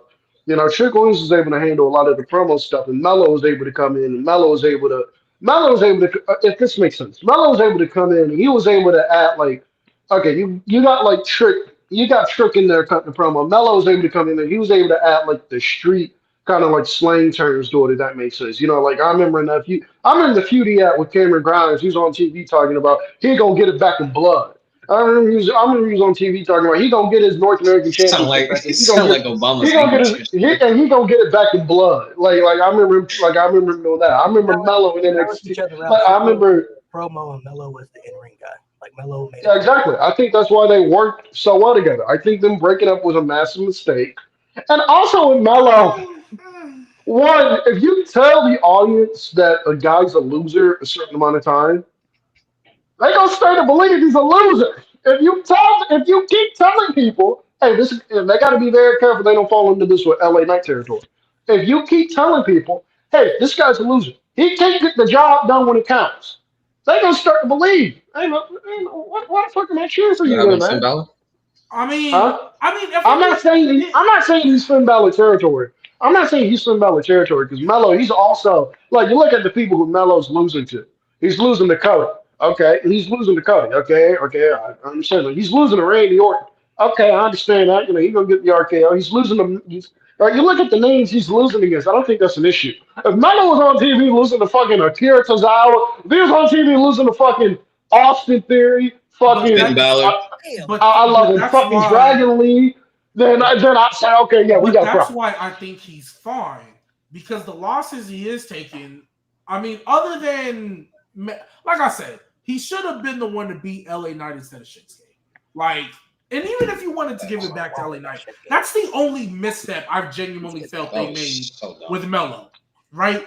But that's why I think he's fine because the people he losing to, realistically, he's not ready to beat yet. And then to your point about Melo was the in-ring guy and Trick was the promo guy. Well, that was one of the reasons I was like, we need to it's going to take time for Melo, right? Because Braun Breaker, he don't need to cut promos. He could just spear everybody, and that's fine.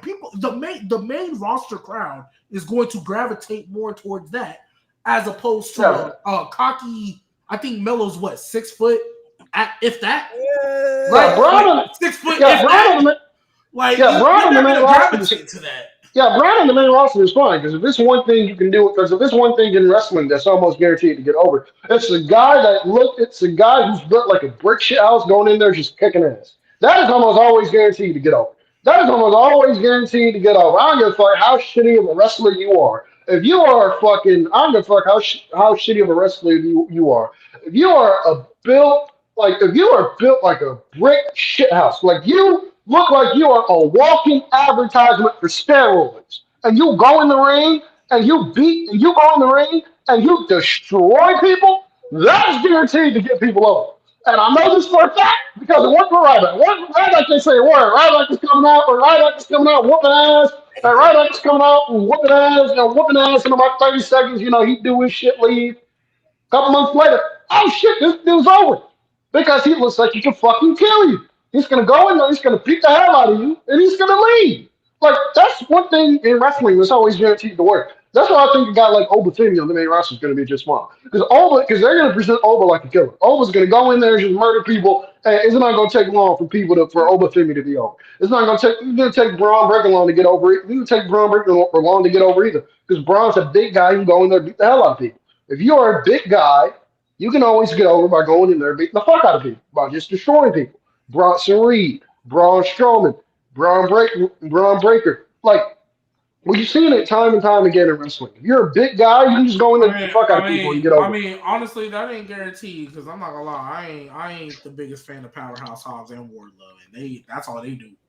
Well, Wardlow, I forgot about Wardlow. Yeah, but like, I mean, it did work.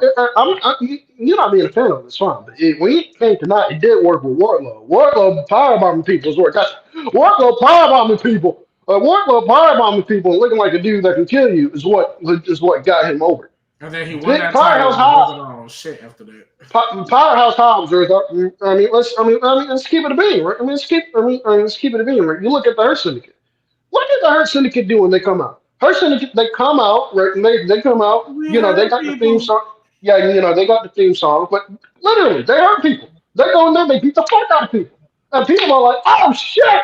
I like these dudes right here. This is something." I'm not gonna say what I want to say because I don't know if Malik can allow that. But like, oh shit, he's like, oh shit, like those are two big dudes. I do not want any problem with.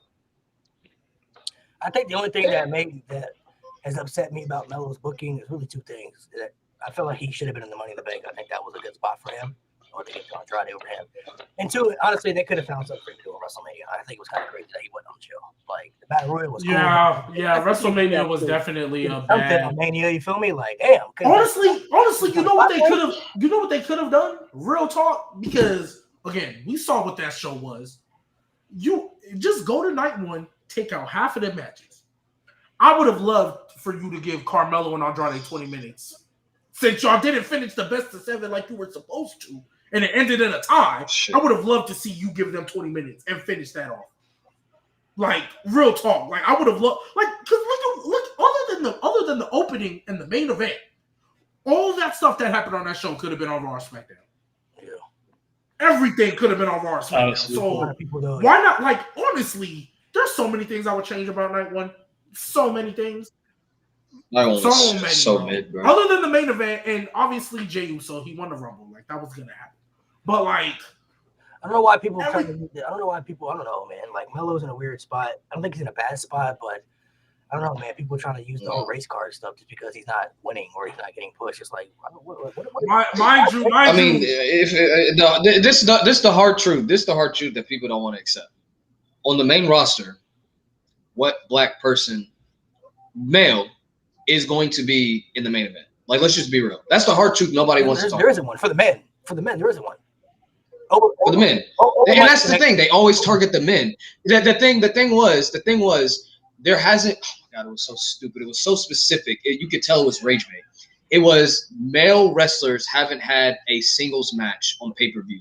Meanwhile, Bianca, Jade, I think Naomi at the time were having singles matches on pay-per-view. Go down to NXT. Jade, like the women in NXT, were doing great. Like a lot of black women in NXT doing great stuff. So it was like, that's what pissed me off. Like when I had Twitter, I just went off on something. I'm like, bro, this is so stupid. Like this is like, you're fake progressive. You're fake woke. Like you're not actually for racial equality, because if you actually were, you'd be talking about the real stuff. You wouldn't be micro pick. You wouldn't be picking at such small things in professional wrestling, a scripted show.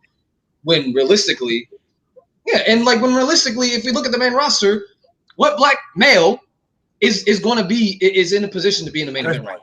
And now you can argue. I think what people get caught on too with that, Nate. Everybody always be like for example, like when people, there's a situation where like this is the reality, and people don't want to accept that. Well, because it's like, well, this is what it should be. Nobody's disagreeing with you. Carmelo Hayes should be in a better spot. You're right. He's not. He should be. He's not. Take that for what it is. Right now, as you said, you look at that landscape. On SmackDown, not a soul is going to be over Cody. Just look at that roster. Not a soul is going to be over Cody. Not a soul is over Seth, not a soul is over Roman, and not a soul is over CM Punk. Those 4 guys are going to be your 4 for now. Now, you got people on the way, but it takes time. If you just look at the reality of the situation, there is nobody on the, but there's nobody on the men's side. You look at the women, though. Jay Cargill, out of everybody that came to WWE, is the only one that didn't hit NXT. Think about that for a second. Stephanie went to NXT. Jordan went to NXT. Julia went to NXT. Jay Cargill went straight to the main roster. Straight to the main roster. And what I'll say too, the one person I feel like who's always the top person of color, the black person in the community at WWE is still Bianca. I feel like she's always been the number one. If you look at Roman, you look at Cody, I feel like Bianca's right up there because they market her like those two. She's on the cover of video games. She's in Fortnite. She's got her own. Bianca's their female John Cena. I think she's in Bianca's their female John Cena. Bianca Belair is the one I feel like that is up there with the Cody and Romans. Even though Bianca hasn't been the world champion in like 2 years and she was stuck in the tag team division, she only went down to the tag team division to help Jade out. So when it was time for them to split up, they felt they could utilize Jade to feel like, they want to push her and to become one of their top stars in the women's division. But when it comes to being marketable, they market Bianca more than anybody in the women's division. She's on the Slim Jim covers, with the commercials on brand deals. Reality show. She's on the cover of video games. She had her own reality show. Like, they just don't give that stuff to anybody. Right. And what did Bianca Belair do the second she got out that tag team? Won the Elimination Chamber. Literally, the second she got out that tag team was in the Elimination Chamber and won it to go fight for a title at WrestleMania. Not even honestly, she probably would be the favorite to win Queen of the Ring if she wasn't injured.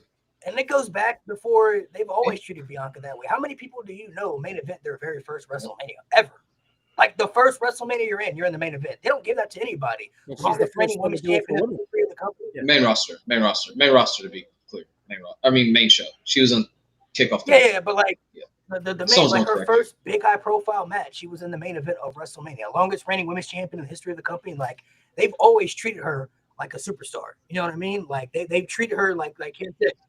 Sacrifice Asuka. Yeah, they've always treated her like Cam said. And Damage Control and Bayley. They sacrificed the returning Asuka. And they sacrificed a new Damage Control. Oh my god! If you go back and look at the Extreme Rules ladder match, she soloed all 3 members of Damage Control just to win the ladder match every time.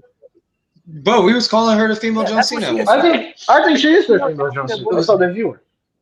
I think she's Batista now. No, I don't think she's downgraded that far. I think Rhea's. No, she has. I think for sure. I think Rhea's.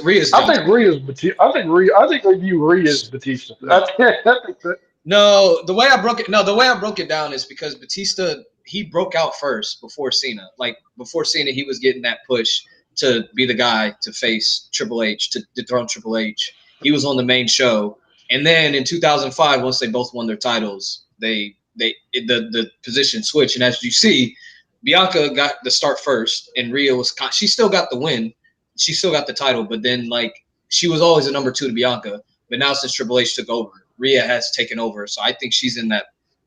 She's the main event. Bianca hasn't been in a main event. But to say, see, people trying to downgrade to say that Vince did the work. Vince did the work too, but if Triple H didn't like Bianca, he could have easily just threw her out of the water. It did nothing with her. That's what he did with Theory. Like, that's what he did with Theory. If Triple H didn't like Bianca Belair, she would have been Austin Theory in that women's division. He would have been forgotten about. Bianca Belair. Nigga,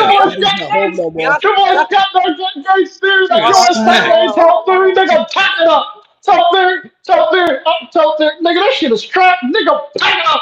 Tag division. That's where you go. Tag it up. Tag it up. There's never been a point in her entire career where I felt Bianca was an afterthought. She was always doing something in the division. Her and Jade, even though they were stuck in a tag team, that's probably the best reign for the tag team they had for the women, if I'm being honest. And that they've had no tag teams on the main roster for how long? That's the most focused on tag team titles I had.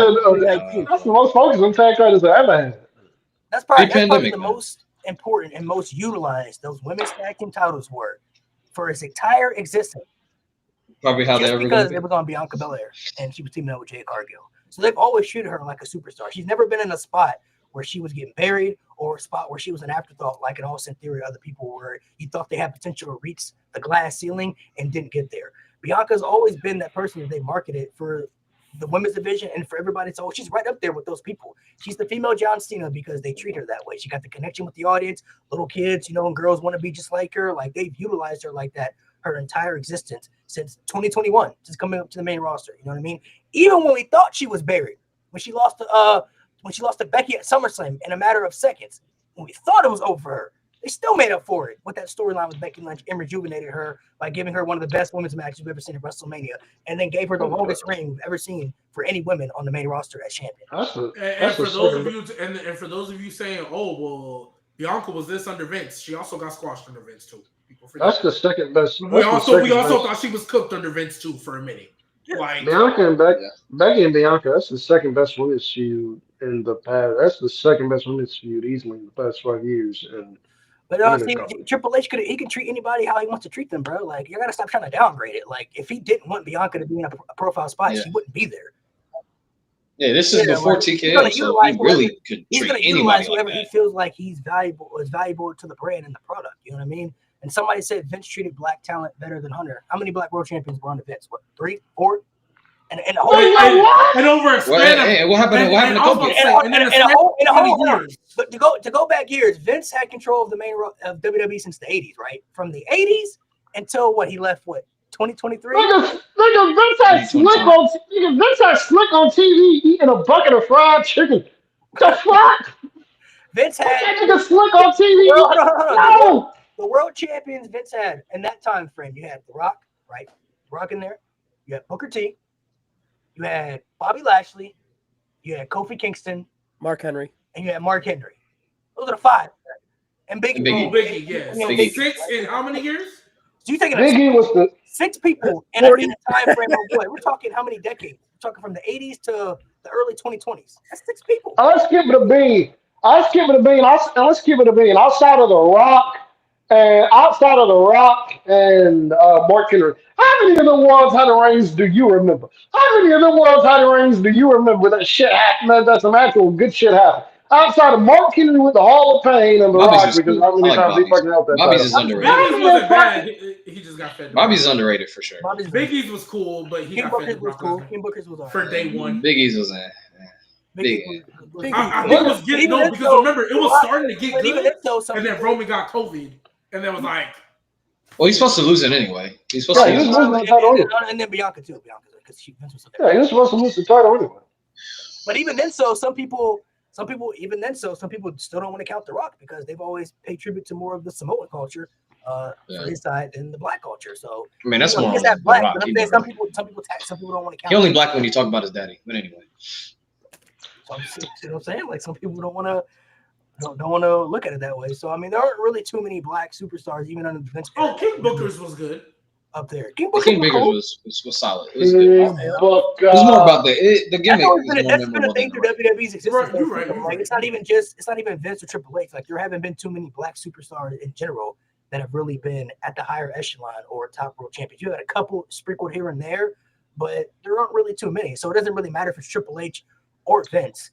We haven't had much of that. You know what I mean? We need more of it, actually. So there hasn't even if the Triple H doesn't like, I'm not saying this is, but even if the Triple H holds certain black talent down, if that is true, even if that's the case, I don't think y'all would understand what malpractice that would be as a promoter to do that.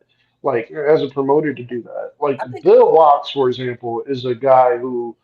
Bill Watts, for example, is a guy who was keeping a beam. Bill Watts does not like black people. We keep it a beam. Bill Watts does not like black people. Bill Watts has been accused of being a racist. Bill Watts in the 80s in the South, when he was promoting Mid-South, Junkyard Dog was his top star. Junkyard Dog was his top star. Junkyard Dog was as black as can be. I'm pretty sure Bill Watts was not happy that Junkyard Dog was his top draw. But JYD made Mid-South a lot of fucking money because of how fucking popular and how fucking over he was. So Bill Watts went, damn! Well, hey, this guy's making the most money back then when you had to live or die by the fucking ticket sales. this guy's selling the most tickets, so I guess we'll make him our top star. Like, I guess we'll make him our top star. Like, I guarantee you, like, there's no promoter out there, no matter how racist they are, that is just don't see a black guy that is moving the kind of merch they're moving and getting the kind of ratings they're doing is just going. Nope, we're not putting them. Is going. Nope, we're not putting them on top. And like, also, like, I think Velveteen Dream would have been the top star if he wasn't a weirdo. So like, He would have been one of their top stars. But even if, like I say, you go back to NXT, look at all the people that Triple H made champion. Keith Lee had both championships at one point. He was the first person to do it. Ember Moon was the face of the division at one point for NXT. The Street Profits were champions down there. He put Chad on Leon Ruff. You know what I'm saying? Like, he gave him a North American Championship reign. You know, like, He showed in. Oh my god! Yeah, that's I forgot about so that, man. Oh my Leon god! Ruff was the North American champion. Bro, that title, he put it on his waist and it just fell. It couldn't even fit on him. Like, I feel like Oh my god! I forgot about that. That's awesome. Oh shit! there are always people of color that you always feel can do better, but I think people they're only looking at one race and they're not looking at the other ethnicities that are getting used. It's very diverse right now. You know, you go look at that.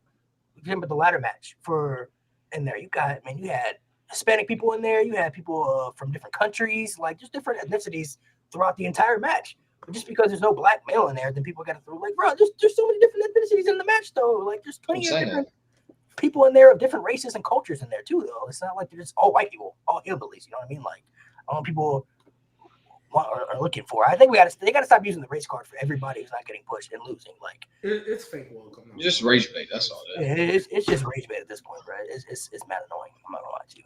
It's definitely mad annoying. One thing I want to ask: if there was a AEW and WWE match that you guys could see, just for one superstar on each side, what match would you guys want to see? Are we just talking that ring, or we go? Just a match you just want to see. Like, I just want to see this match. Woo! Is Bryan Danielson technically still under contract? Is who? Is Bryan Danielson technically still under contract with them? I'll go Statlander. No. Statlander, No. Charlotte. Off the drip. Charlotte. Statlander who? Charlotte. That fits. If we could get Charlotte before she lost her knee, sure. For me, 2025.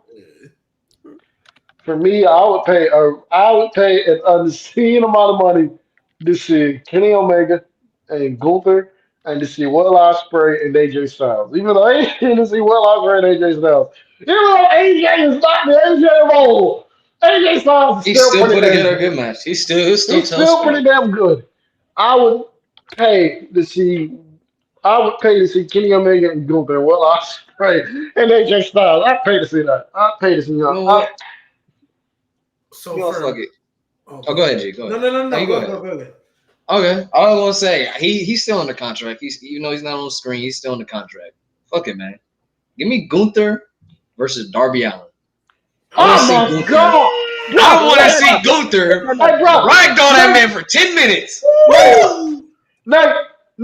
When you say Gunther and Darby Allin, I'll give you one that I think of every night because I think this would be a lot of fun. Gunther and Brock Lesnar, when Brock still gave a fuck. Oh my God, that has to be so much. Like the amount of 02? Like 03? I'm talking like Brock. I'm talking like a motive. I'm talking this current version of Brock motivated. So like Brock versus Bryan, Brock versus AJ. Like one of those versions of Brock against Darby Allin. That is a match. He is a smaller guy, so he would actually care. That is a match I badly want to see. Darby Allin alone. Because Darby Allin alone can make a lot of matches entertaining alone, just based off the fact that he's gonna bump his ass off. My God, Darby Allin in there bumping. I need it. That is a match I badly need. Oh my God. What was yours? So I actually have a men's and a women's one. For my women's, I personally want to see Bianca Belair versus Willow Nightingale. I want to see that. I'm not gonna lie. I think Willow Nightingale, great. I'm gonna need her to come on over because I know she's not gonna win that TBS title or that AEW Women's title anytime soon. So like, think just she go ahead and make the jump. Just go ahead and make the jump. Like, I don't think who Willow. I don't think she's winning any of those titles anytime soon. I got some bad news. Willow's resigned, Davis, and she ain't going nowhere. I mean, that's fine. Good. That's cool. That's cool.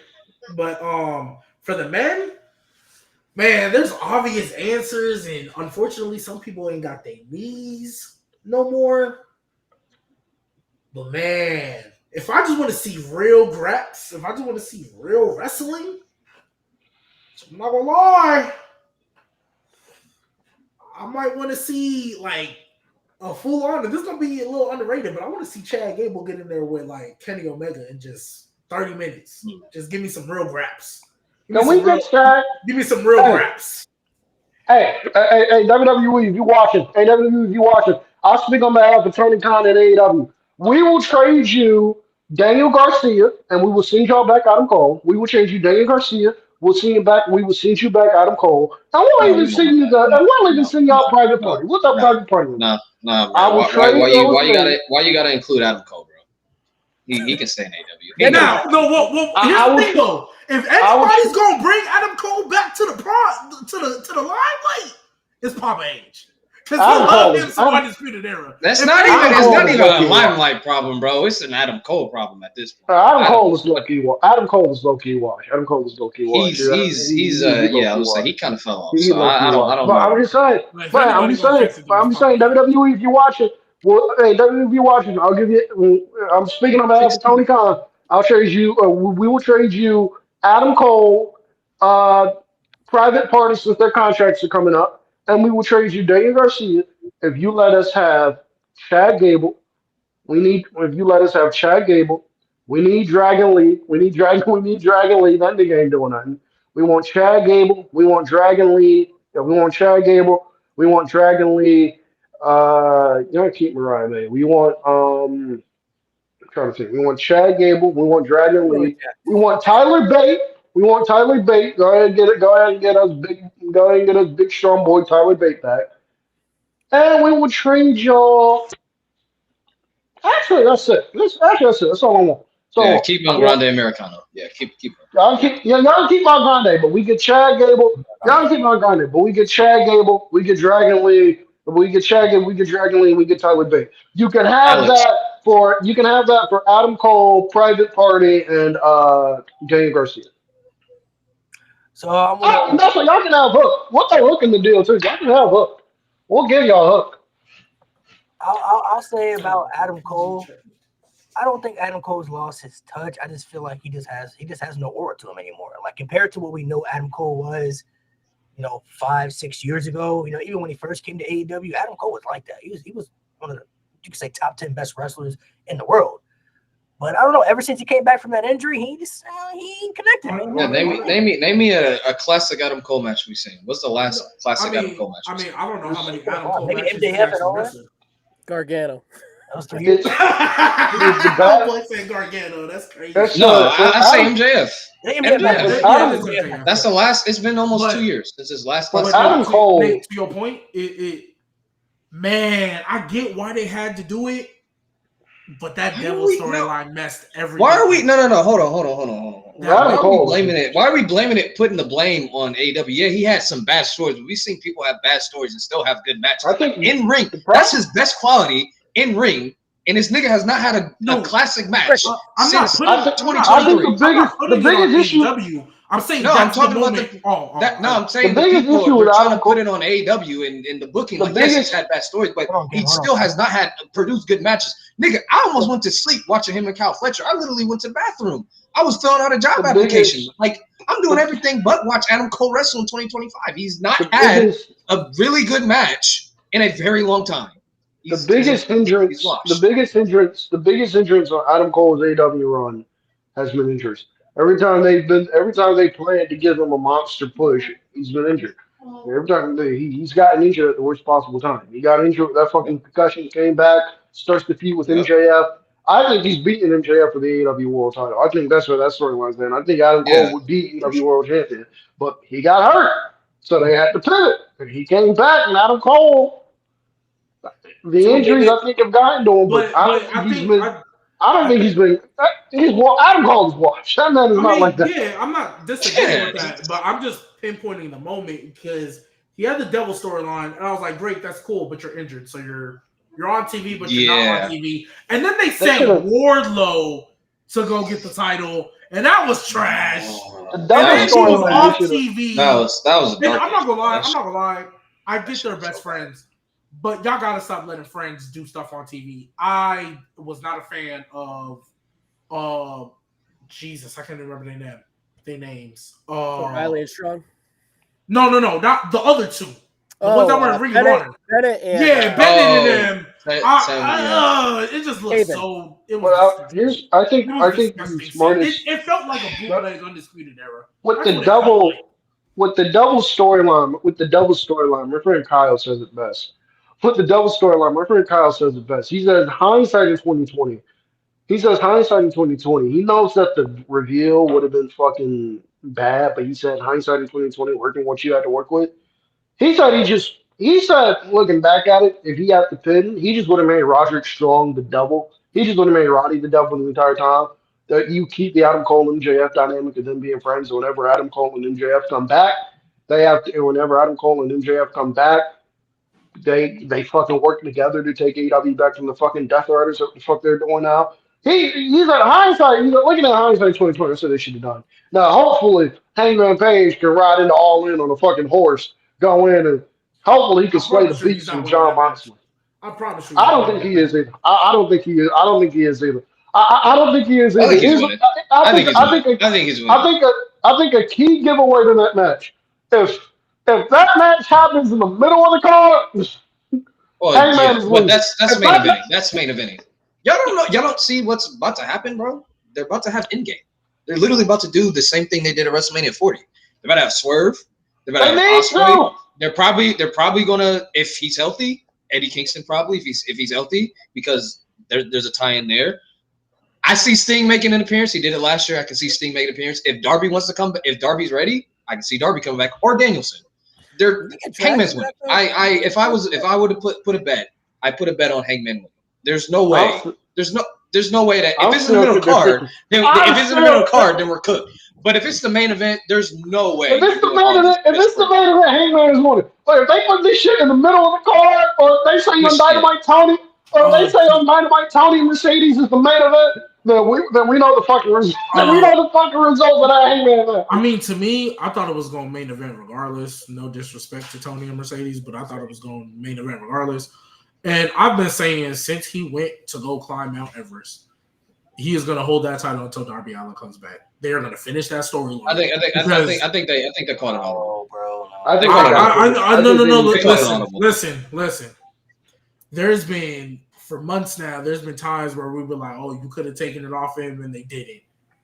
I think they're going to stick to. I get Hangman got the story. I'm not saying he don't. I'm not going to be mad if Hangman wins. I'm just saying realistically. I genuinely think they've been wanting Darby Allin to come back and win that title. Okay, but to be real, the only time we said they could take the title off was Swerve. Cope was not beating Mox. Cope was not beating Mox. Let's just be real. Cope was not beating Mox. It did not make any sense to the story. Fucking Orange Cassidy was not beating Mox. Oh, no.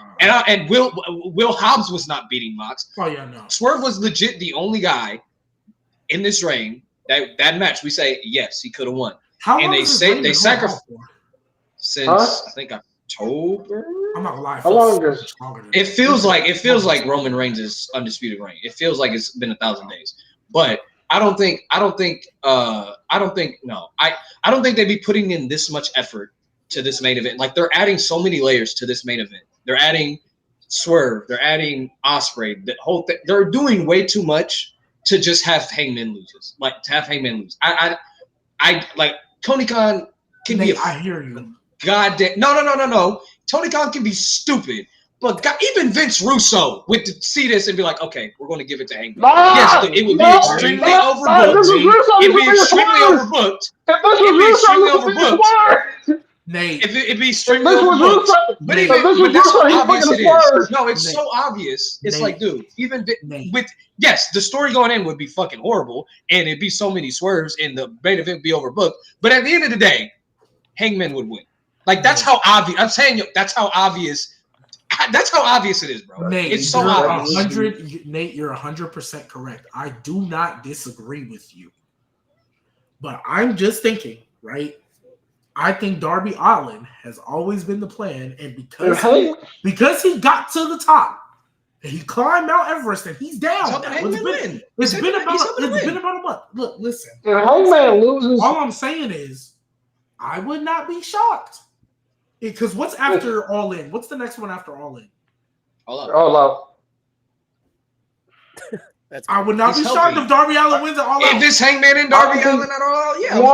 No, because he's One, gonna I come don't back think- from Moxley. Like One, He's if gonna- Darby, Yeah, because Darby's gonna help Mox. He's gonna help Hangman win, and he's gonna face Mox at all out in like a he's fucking not. Darby's not gonna match. show up until because after that's the show for the sickos. So they're gonna have the One, little if nasty stuff at all out. Darby, Darby Allin's not coming back. if they do, if Darby Even though wins Hangman's still gonna win. It's fine. if they still go with the plan of Darby winning the title, Darby's winning at Wrestle Dream in his home. Darby's winning at Wrestle Dream in his home state of Washington. That's where that fucking title is at. When is Wrestle Dream?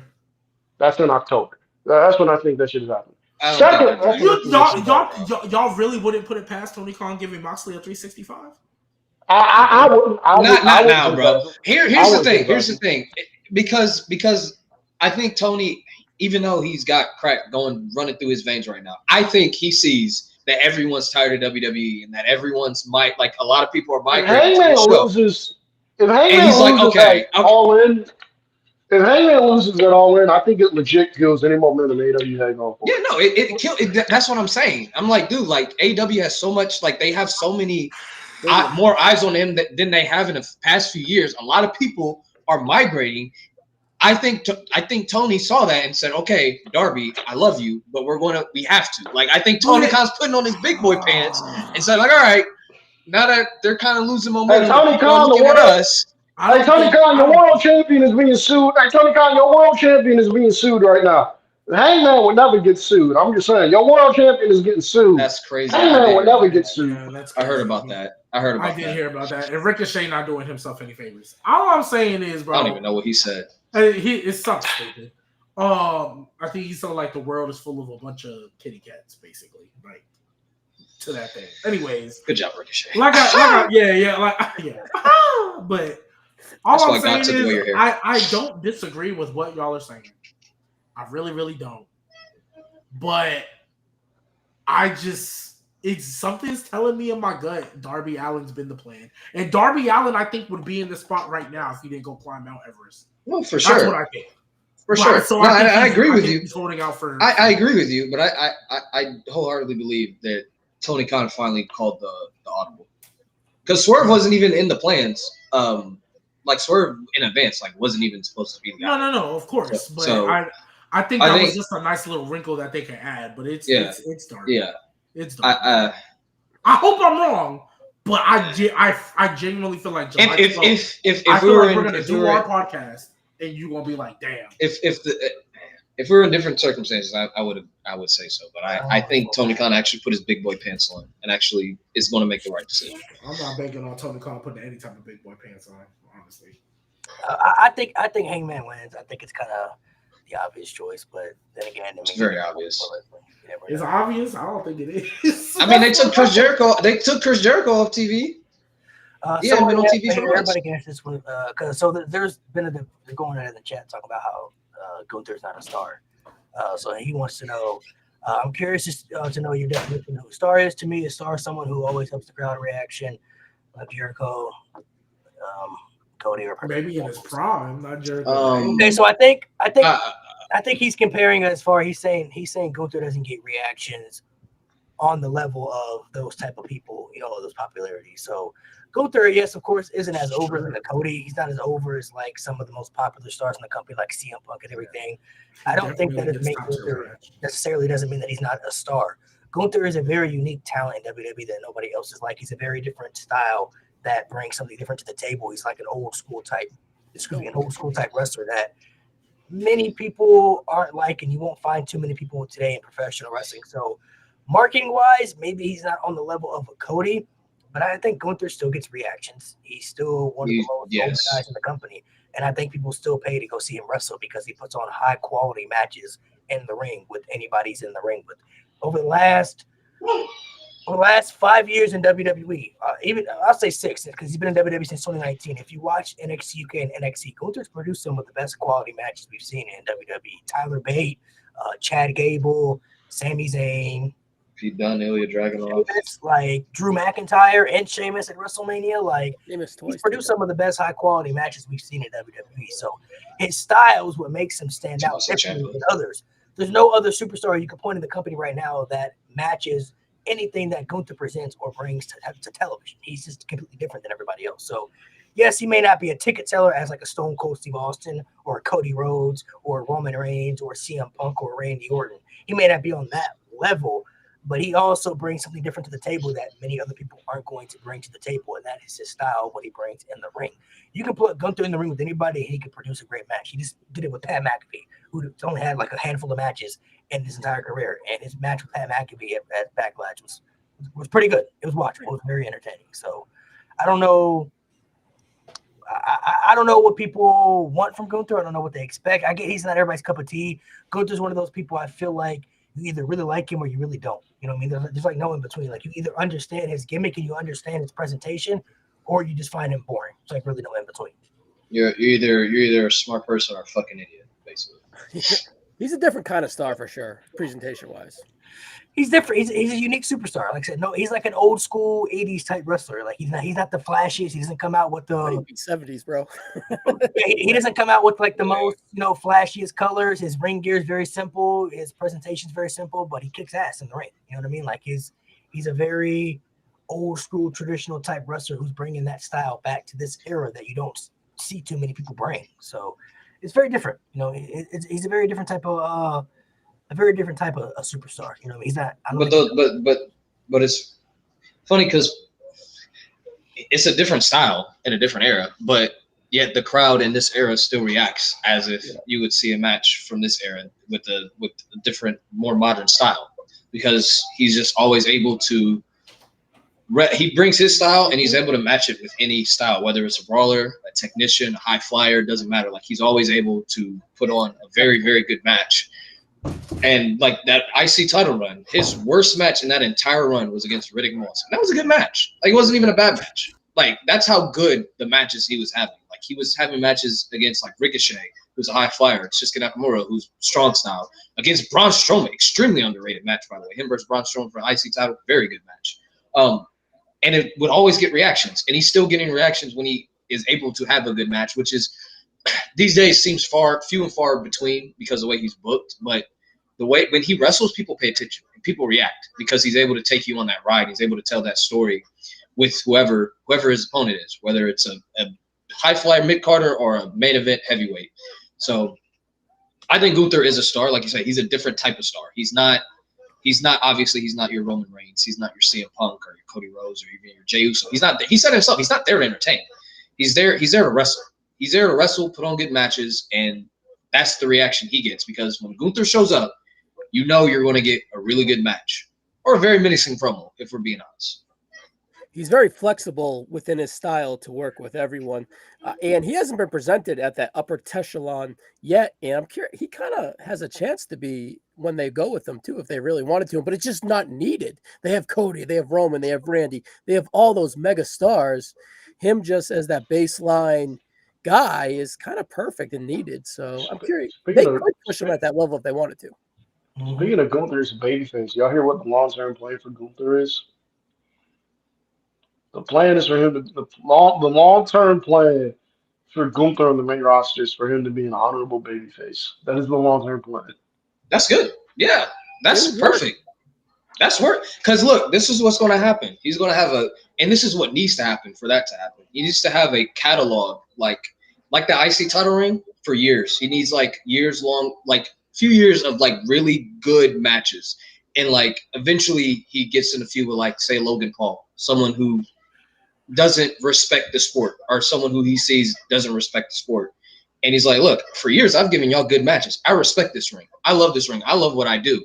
And I think people will get behind him because, like, yeah, this guy's put on some of the best matches we've ever seen in the past few years. Let's cheer this guy. Let's destroy Logan Paul, chop him, powerbomb him, make him tap out, all that stuff. And I think he could be an honorable babyface because the way he could defend the ring being sacred, people will actually be behind him because it's not going to be a anti-entertainment, pro sports entertainment like his old gimmick was. It's going to be more, I respect what I do. Like, I love what I do.